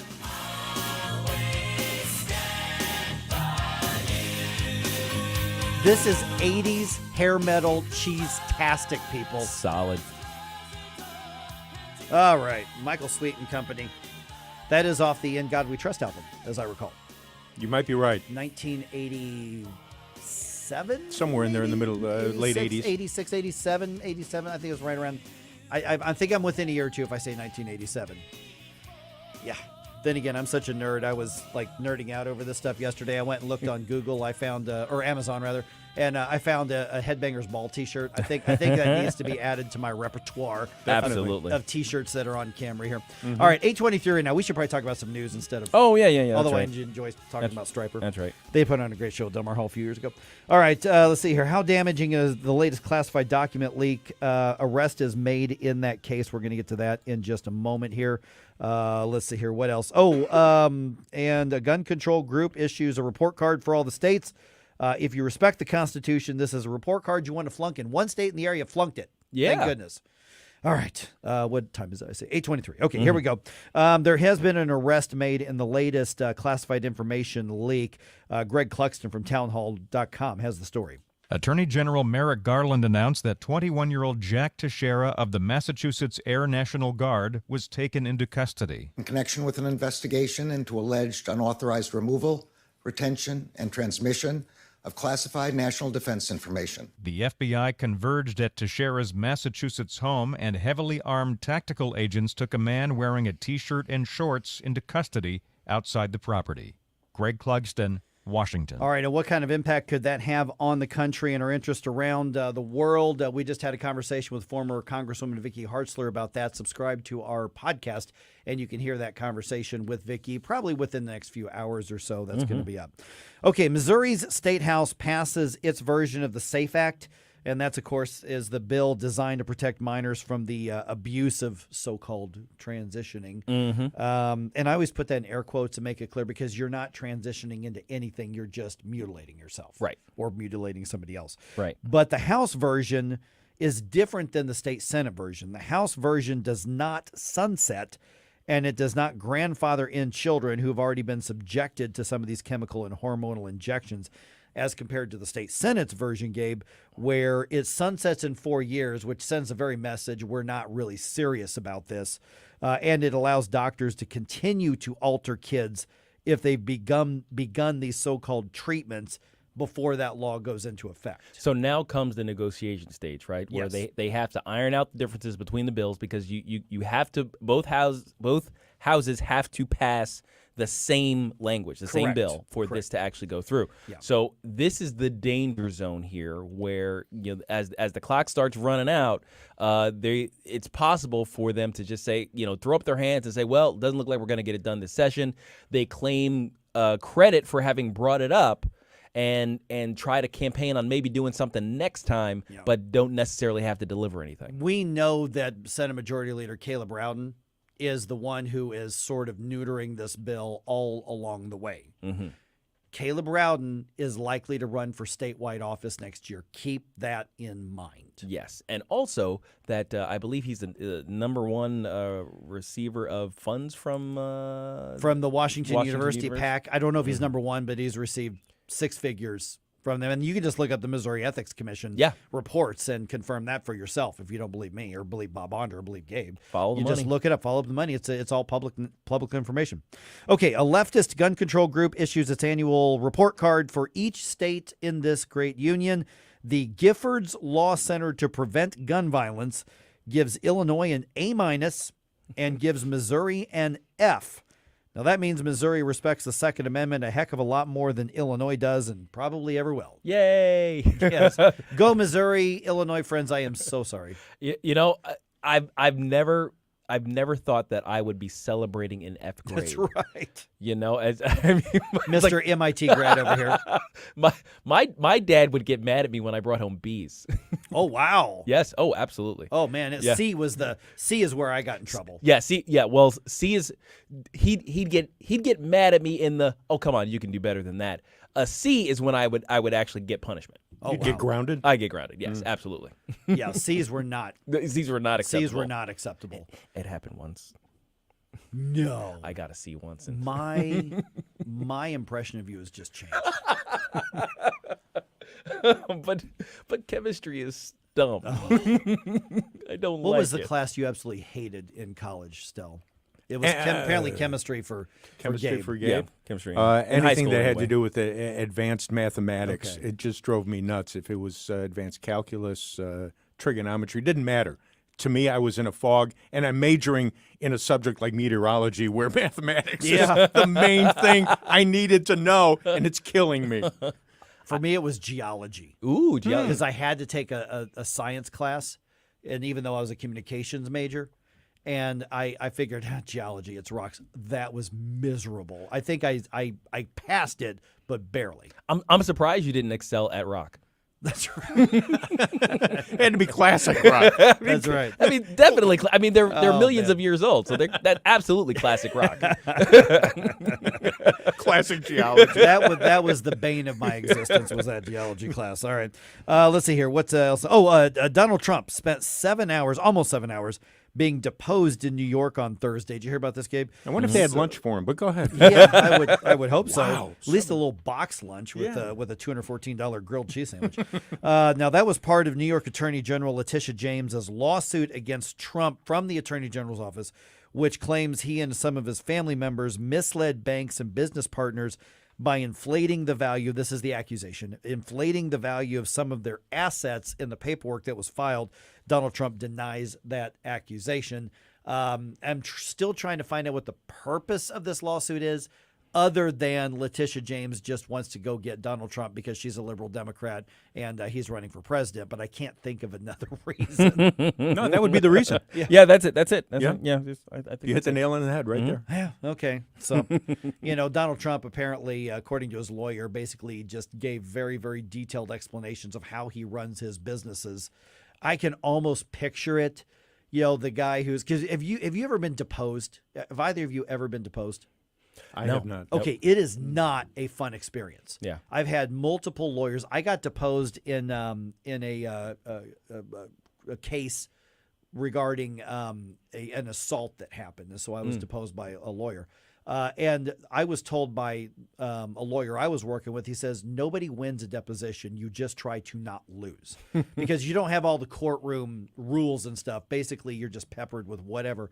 And I can imagine Donald Trump probably going in and saying, I'm taking control. No, I'm not done answering your question. And some attorney, deputy attorney general or deputy state attorney from Letitia James' office going, what have I gotten myself into? This guy won't stop talking. Yeah. Now I've never been actually deposed, but when my dad was asking me questions about that C, I felt like I was being deposed. That's and because you don't win, you just try to not. You just lose. try to not lose. It's like, but Dad, I was in a coma for 4 days.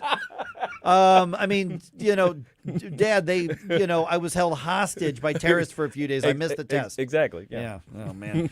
All right. Let's see here. Cardinals had a rough one last night. Of course, they're back home to start their homestand. They lost to the Pirates. Final score 5-0, which hurts even worse. Jordan Walker went 0 for 4. Oh, man. So he winds up tying the record. He ended up tying that record for somebody under the age of 21. Their career starting hit streak ends at 12 games. Wow. Again, still, that's huge, man. It'll be generations before somebody matches what he did right there. Last time I did it was 1912. That's right. Yeah. Eddie Murphy. That's right. Not that Eddie Murphy, obviously. No. It was 1912. One other baseball note, by the way, before you move on. Yeah. Tampa Bay won last Yeah. night. They're starting the season 13-0. 13-0. That's wild, too. Yeah, Oh, it my really gosh. is. I think the last team that went that was at the Tigers. Tigers in the 80s, wasn't it? To be honest with you, I saw 82 Braves and 87 Brewers. Oh, I forgot about the Brewers. Both of those teams started out 13-0. Yeah, the Tigers started off with a really good. I want to say 83 or something like that. But the Braves, that's right. I forgot about the Braves. They were monsters in the 80s and 90s. By the way, the Cardinals and the Pirates play tonight at Busch Stadium at 7:15. The Blues season is now over. They lost last night, the last game of the year on the road. Final score in Dallas, 1-0. And because they lost their last 3 games, the Blues finished under 500. Oof. Final record was 37, 38, and 7. I'm also sad to report that my 43 and over team lost last night. Oh, yeah, sad. Hey, Battlehawks are fighting for playoffs Sunday. Yes, Sunday, 2 p.m. at the Dome. Mm-hmm. They're playing Seattle. Mm-hmm. If you can, Phil, get there. That's right. Dome. Come on. That's a crucial game there. They win this, and I think that they're one of the 4. They're locking in their playoff spot. Yes. They're only 4. As I understand it, 4 teams are advancing. Yep, top 2 in each of the 2 divisions. They're probably going to get there, but they do it right now. They lock in their spot. Yes. Yeah. All right. And soccer Saturday night too. I just want to mention that. Yeah. Oh, okay. Yeah. So City much SC. sports. Got it. So much sports. Is that a home game? Yes, it is at City Park. One of these days, I might start paying attention to them. I probably should. I mean, they're like literally right across the parking lot. Eat more soy to get there. The season does go on for a few more months, so you've got a chance. Yeah. Yep. Yeah. I might get into that. Okay. Political satirist Todd Showalter going to be with us here at 8:36 on 101.9 and 94.1 News Talk STL. For podcast articles and more, find us on newstalkstl.com. Mike Ferguson in the morning.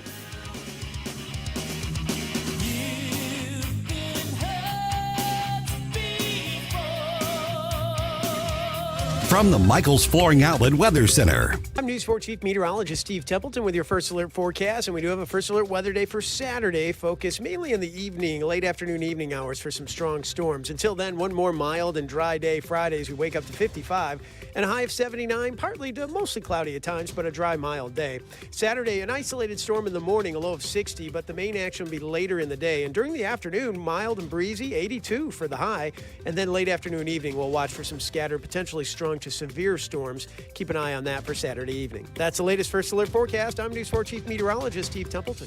You can win a district attorney election in most of the major metropolitan areas for under $1 million, and some for as little as $75,000. Mark McCloskey on fire. And so if you're a billionaire like George Soros, I think he's spent a total of now only $29 million in buying DA races around the country. Soros funded prosecutors. They find a way to use their political power to prosecute their political adversaries and to promote what they would call progressive social change. Mark McCloskey on fire. Sundays at 5 on News Talk STL.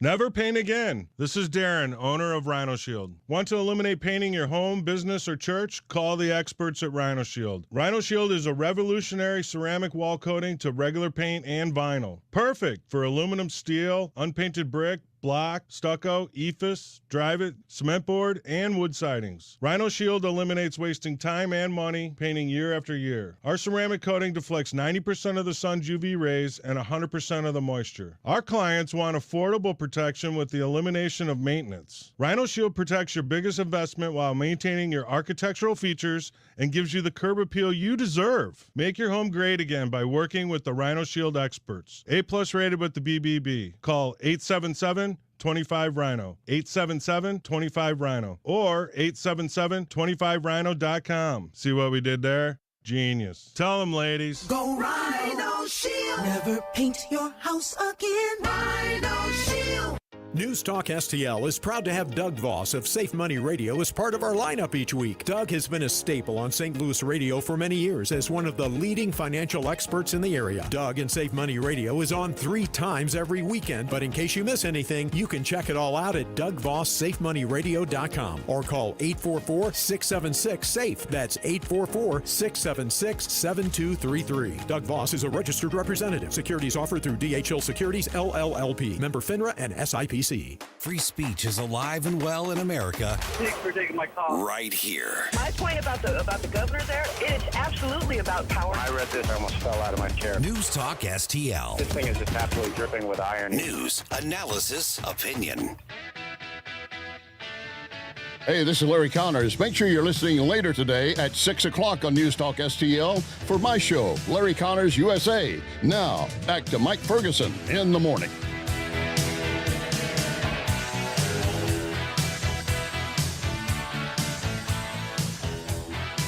I'm still going back to this image in my head I've got of somebody trying to depose Donald Trump. 7 hours. I have a feeling they probably had enough questions for 30 minutes, but it's Donald Trump. Yeah. He filled in the rest of the time. And he overwhelmed them. I'm going to guess. What could that have been like? Oh, my gosh. Jeez. It was the best deposition ever. No one's had a deposition as good as ours. It was unprecedented. Greater than the one that Abraham Lincoln used to do. Greater. 8:37 right now. I'm Mike. That's Gabe. That's Estelle. A little loopy. I'm going to tell you guys 2.5 hours of sleep here because of my old man baseball game last night, which I'll give you an update because I know everybody really wants to hear that at 8:50. Let's just say I'm really sore. All right. Todd Showalter is the cartoonist and political satirist extraordinaire that you're going to see every week in our News Talk STL newsletters and here this afternoon as he's filling in, co-hosting the Tim Jones and Chris Arps show. And I don't remember if he's filling in for the Tim Jones or the Chris Arps, but the Todd Showalter is going to be there, and he joins us right now. Todd, can you imagine trying to control Donald Trump in a deposition? It was huge. It was going to be huge. It's huge with a Y. Yes. It's not huge. Huge. No, yeah, I bet he had a blast, though, don't you? Yes. I mean, can you imagine being like, just confined with the Donald for 7 hours? I mean, that has to be. I think he probably enjoyed this more than anybody. And then, when he probably at the end when he was all finished, just told them they were fired, like on the. and then now it's time to go. I've got to go back to I would have loved it. I mean, if you could have had like some closed circuit TV for that, I would have watched that. That would have been, better than anything on the Hallmark Channel, anything that we see on the news now, anything. I would have loved to have watched. I would have done a pay-per-view for that. Yes, I would have too. Oh gosh, that would have been great. That would have been great because that he just doesn't put up with anybody's BS. And so I mean, just and the whole sarcasm and the whole thing. I know, seriously, prime TV, better than anything else out there right now. I would have loved to have seen it. Oh, the ratings on that thing would be huge. Huge. You got to use that Y. It's going to be huge. And I'm sure he bought everybody McDonald's afterwards too. Yes, no, you're right. Yeah, like all that. They're probably for everybody in the whole building. You know, I mean, yeah. Oh gosh, what a great time that was. Because they were crying when he was deposed, and Mr. President, I'm so sorry. That's what they told me. That's what they told me.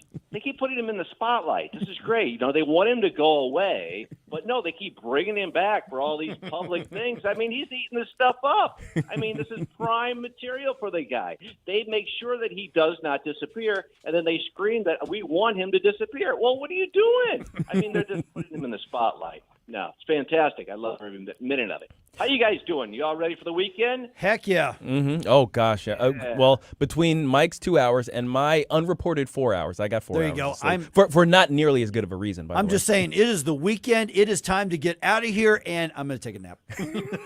Yeah, well, I just dropped my wife off at the airport. I am batching it this week. Oh, wow. You and me both. Okay, we ought to get. I'm going to get a monkey. Do you want to come over?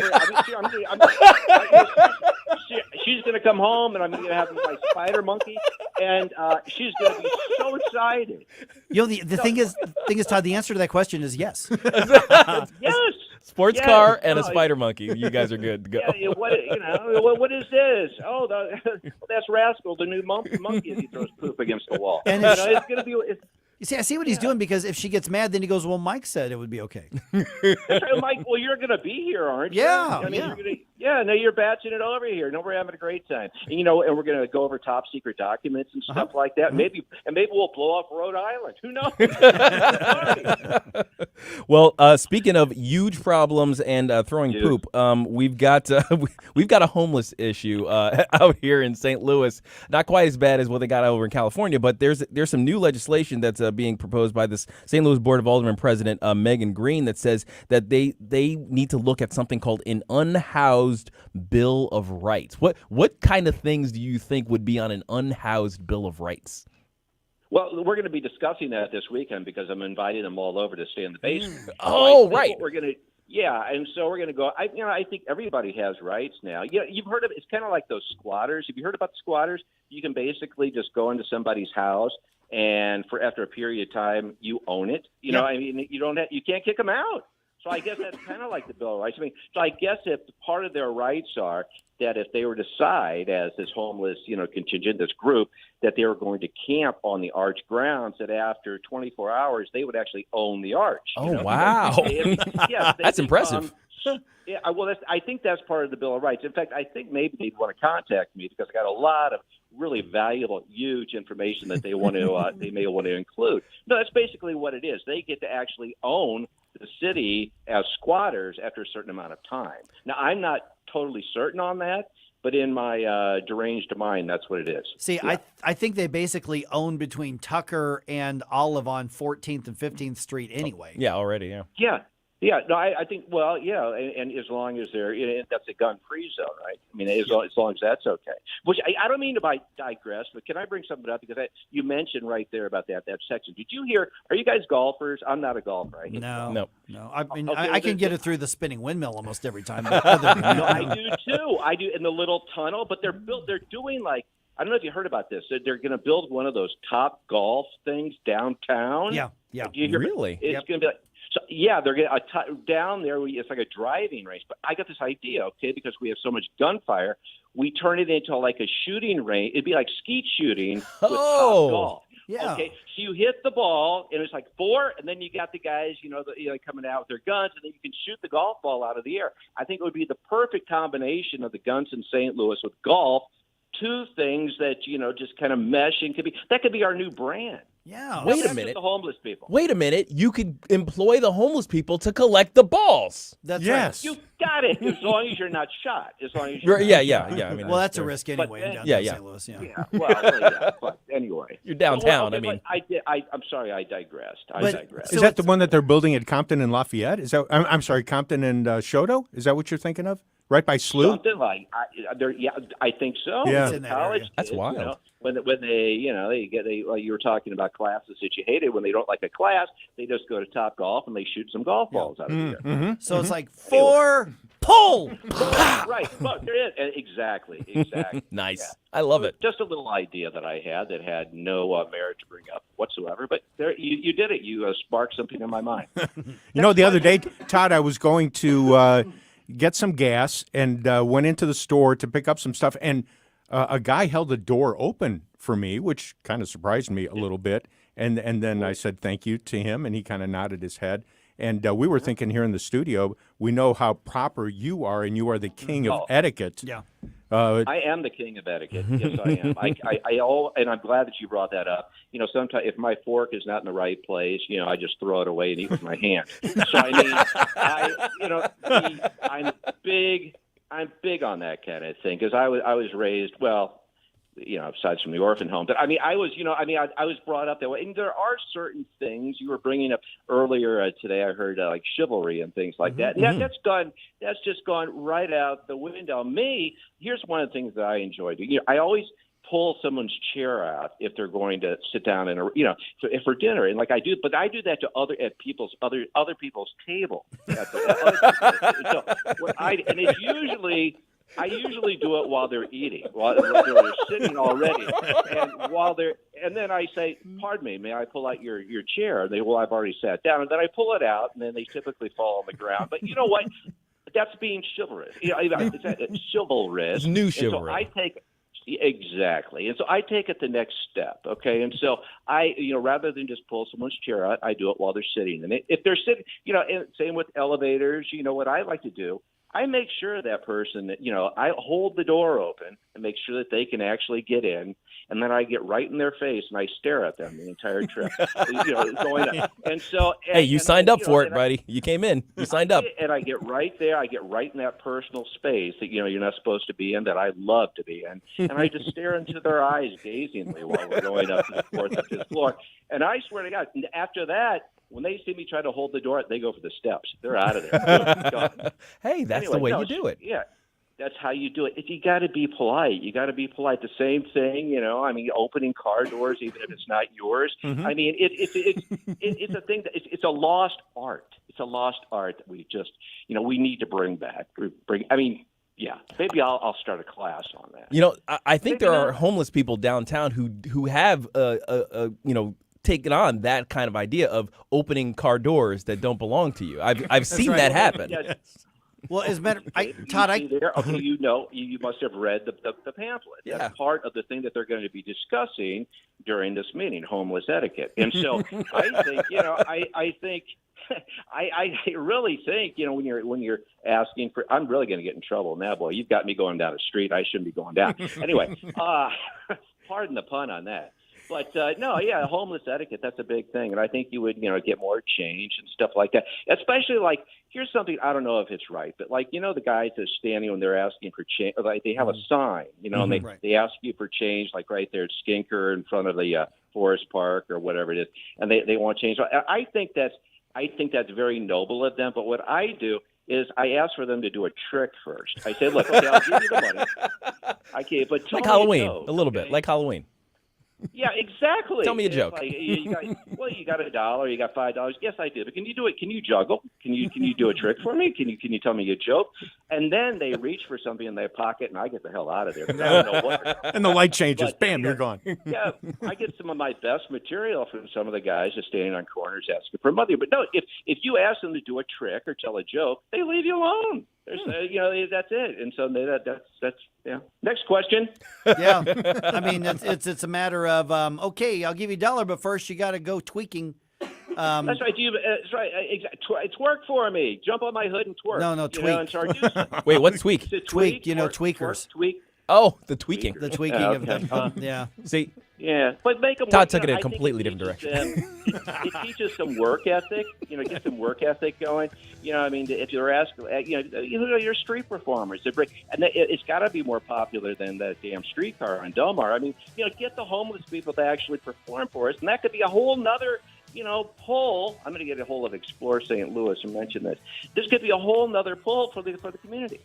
There it is. All right, Todd Showalter this afternoon on Tim Jones and Chris Arps this afternoon. We'll talk to you later, and then I'll see you this weekend so we can basically set up Rascal the Monkey's Yeah, that's right. You're okay. Yeah, and don't forget the water balloons because we're going to have a great time. Okay, because the neighbors are setting up they're getting ready for some type of party or something. We are going to nail them this time, Mike. I know we missed it. Yes. I mean, seriously, I am so set. It's going to be awesome. The monkey, everything else, maybe we'll get a huge. Let's get a huge keg of Capri Sun. You want to do that? Yes. Let's do it. Man, you're living on the edge, buddy. Wow. I am. I'm getting giddy. Okay. I can't wait. Okay. Right. I got the Speedo on. Gotta go. Bye. Bye, Todd. The Speedo. All right. I want pictures of Rascal. 314-912-1019. This is 1019 94.1 News Talk STL. Follow us on Rumble at News Talk STL. Mike Ferguson in the morning.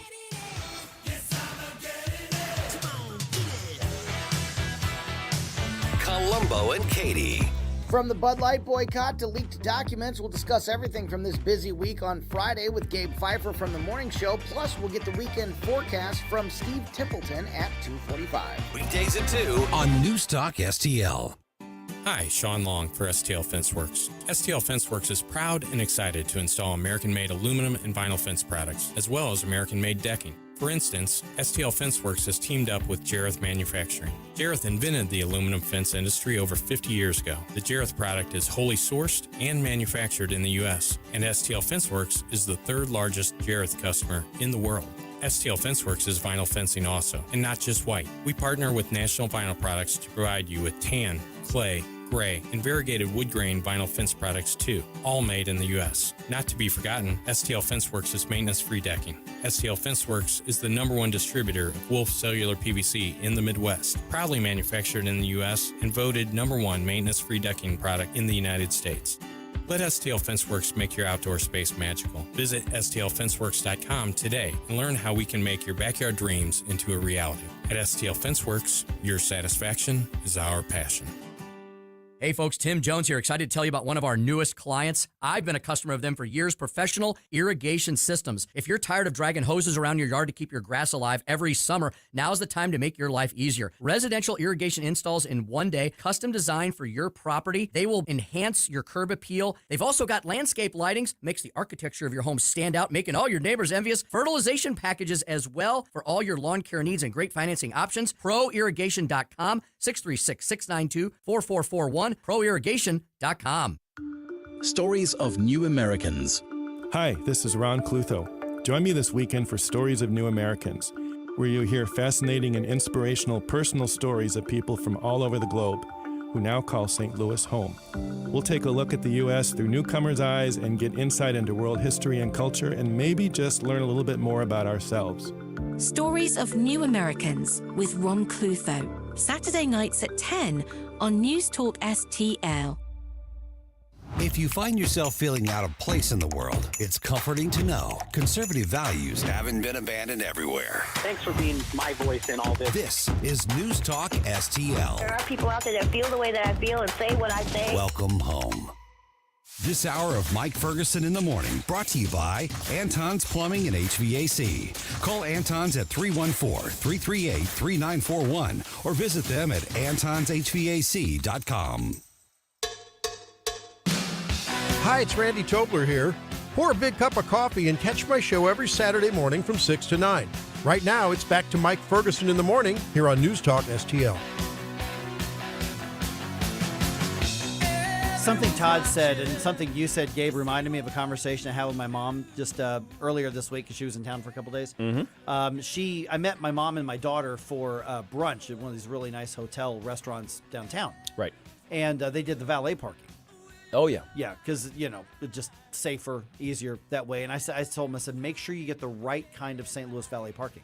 Because there is valet parking available throughout St. Louis where a young man will take your car and park it for you. You just won't ever get it back. Not that kind of valet parking. It's not that kind of valet No, parking. they did Yes. the right kind of valet parking. Yes, yes. All right, it is 8:54. Vic Porcelli coming your way here in less than 10 minutes. Got Gabe Pfeiffer here, Stel Pontigas here as we head into the weekend. St. Louis valet is now a Yes. euphemism. Exactly. Oh, yeah, I encountered a St. Louis valet the other Yes. day. Yeah, didn't get my car back for 6 days. The unlicensed valet services provided by young men in St. Louis. Oh, jeez. That's all they were trying to do at the Foundry. Oh, yeah. Let's go. Just that's it. unlicensed valet parking. Yeah. They had hankering. Yeah. All right, guys, I'm going on like 2.5 hours of sleep right because I had my first old man baseball game last night. Mhm. My 43 and overtime. Unfortunately, we lost.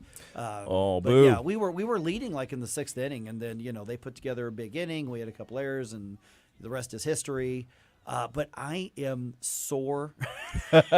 You're sore in places you forgot about. I haven't you? didn't know you could be sore in some of the places I'm sore because I caught all 9 innings. You're a of the game. catcher, I'm yeah. a catcher, and this was my first game of the year.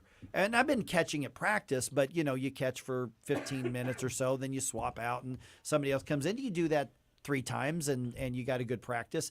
But this is 9 innings, 9 innings of baseball. Yeah, just crouching, catching. Yeah, just back there. And so I woke up this morning. And I looked like that cartoon of the man who looks like he's 100 and he's got the stick and he's got the long beard and he just shuffles. Yeah. My first 10 steps were like that. Or Tim Conway. Remember Tim Conway? That's Oh, right, the yeah, that's world's right. oldest doctor. Yeah, that's right. Moving with the real. And it was to the point where I was sore, but I was also laughing at myself. Yes. At 2:30 this morning. Absolutely. Oh my gosh, I can only imagine.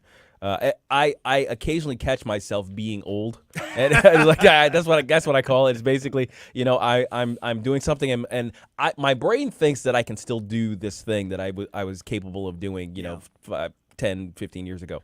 But then my body says, bro. Bro, do you remember how old you are? Yeah. We can't do that anymore. Oh, and baseball players are the worst about this, like not realizing that we are playing adult 43 and over baseball. Mhm. I had 2 guys get hurt on my team last night. One guy just, I mean, I'm not laughing at it because he was in a lot of pain, but he like torqued his back. Oh, you know, man. and I don't know how he did it. Another guy just had the worst slide ever I'd Mhm. seen into third base. I mean, he face planted hard. Oh, man. And we're in the dugout a couple innings later because he's like trying to stop it from bleeding, and he's like, "Man, that really." And he walks up to me, and he goes, "Mike, how do I look?" And I went, "Well, you were pretty ugly to start with." And this didn't help. Crowd. This didn't help. Yeah, for baseball players, that's the cleanest thing that's going to be said. Okay, but I was kind of nervous going into the game because back with with the off season, I had eye surgeries and all of these things happen. Yeah, we've been following the saga. Okay, so I went 1 for 4. Okay. My first time up, I flied out to left field. And I'm a left-handed batter, so that's opposite field. I flied out to left field. Mm-hmm. Second time up, I came up with bases loaded, and I want to say no outs or 1 out. And I hit it to the right side. I grounded to the second baseman, which I didn't care about because we scored. Right. Yeah. So we scored, and then still get the RBI. third time up, I hit a single up the middle. I was really happy about that. Yeah. Fourth time up, I popped up in the infield, which was a little embarrassing because I should not have swung at that pitch. But he got me, so I'll take it. Starting the season. So Monday, we'll see you O'Fallon. I'm playing in O'Fallon Monday night. Vic Borselli just ahead right here on 119.94.1 News Talk STL. Coming up on 9 a.m. in Mid-America, welcome home. If you're 19 or older with certain underlying medical conditions such as asthma or diabetes, you can get vaccinated against pneumococcal pneumonia, a potentially serious bacterial lung disease that can disrupt your life for weeks. If you're 65 or older, it is also recommended you get vaccinated against pneumococcal pneumonia. No matter the season, talk to your doctor about vaccination today and learn more at lung.org/protect yourself. A message from the American Lung Association in collaboration with Pfizer. Furnished by the American Lung Association. I always wanted to learn Spanish, but I never thought I'd have the time. Then I discovered Babbel. Babbel's lessons are fun. They only take like 10 or 15 minutes, and in 3 weeks, presto, you're starting to speak another language, like magic. I love that Babbel's lessons aren't just robots talking. They're voiced by native speakers, so you get the pronunciation just right. If you want to learn a language, there's no faster, easier, better way than Babbel. Babbel. Babbel. Go to babbel.com to try for free. That's BABBEL.com. Babbel.com. Hi, Jen Wallner here. As a former foster child myself, I have always been an advocate for foster children in our community. Angel's Arms is an amazing organization that provides a stable, nurturing, and loving family environment for these children. They ensure these children have not only the childhood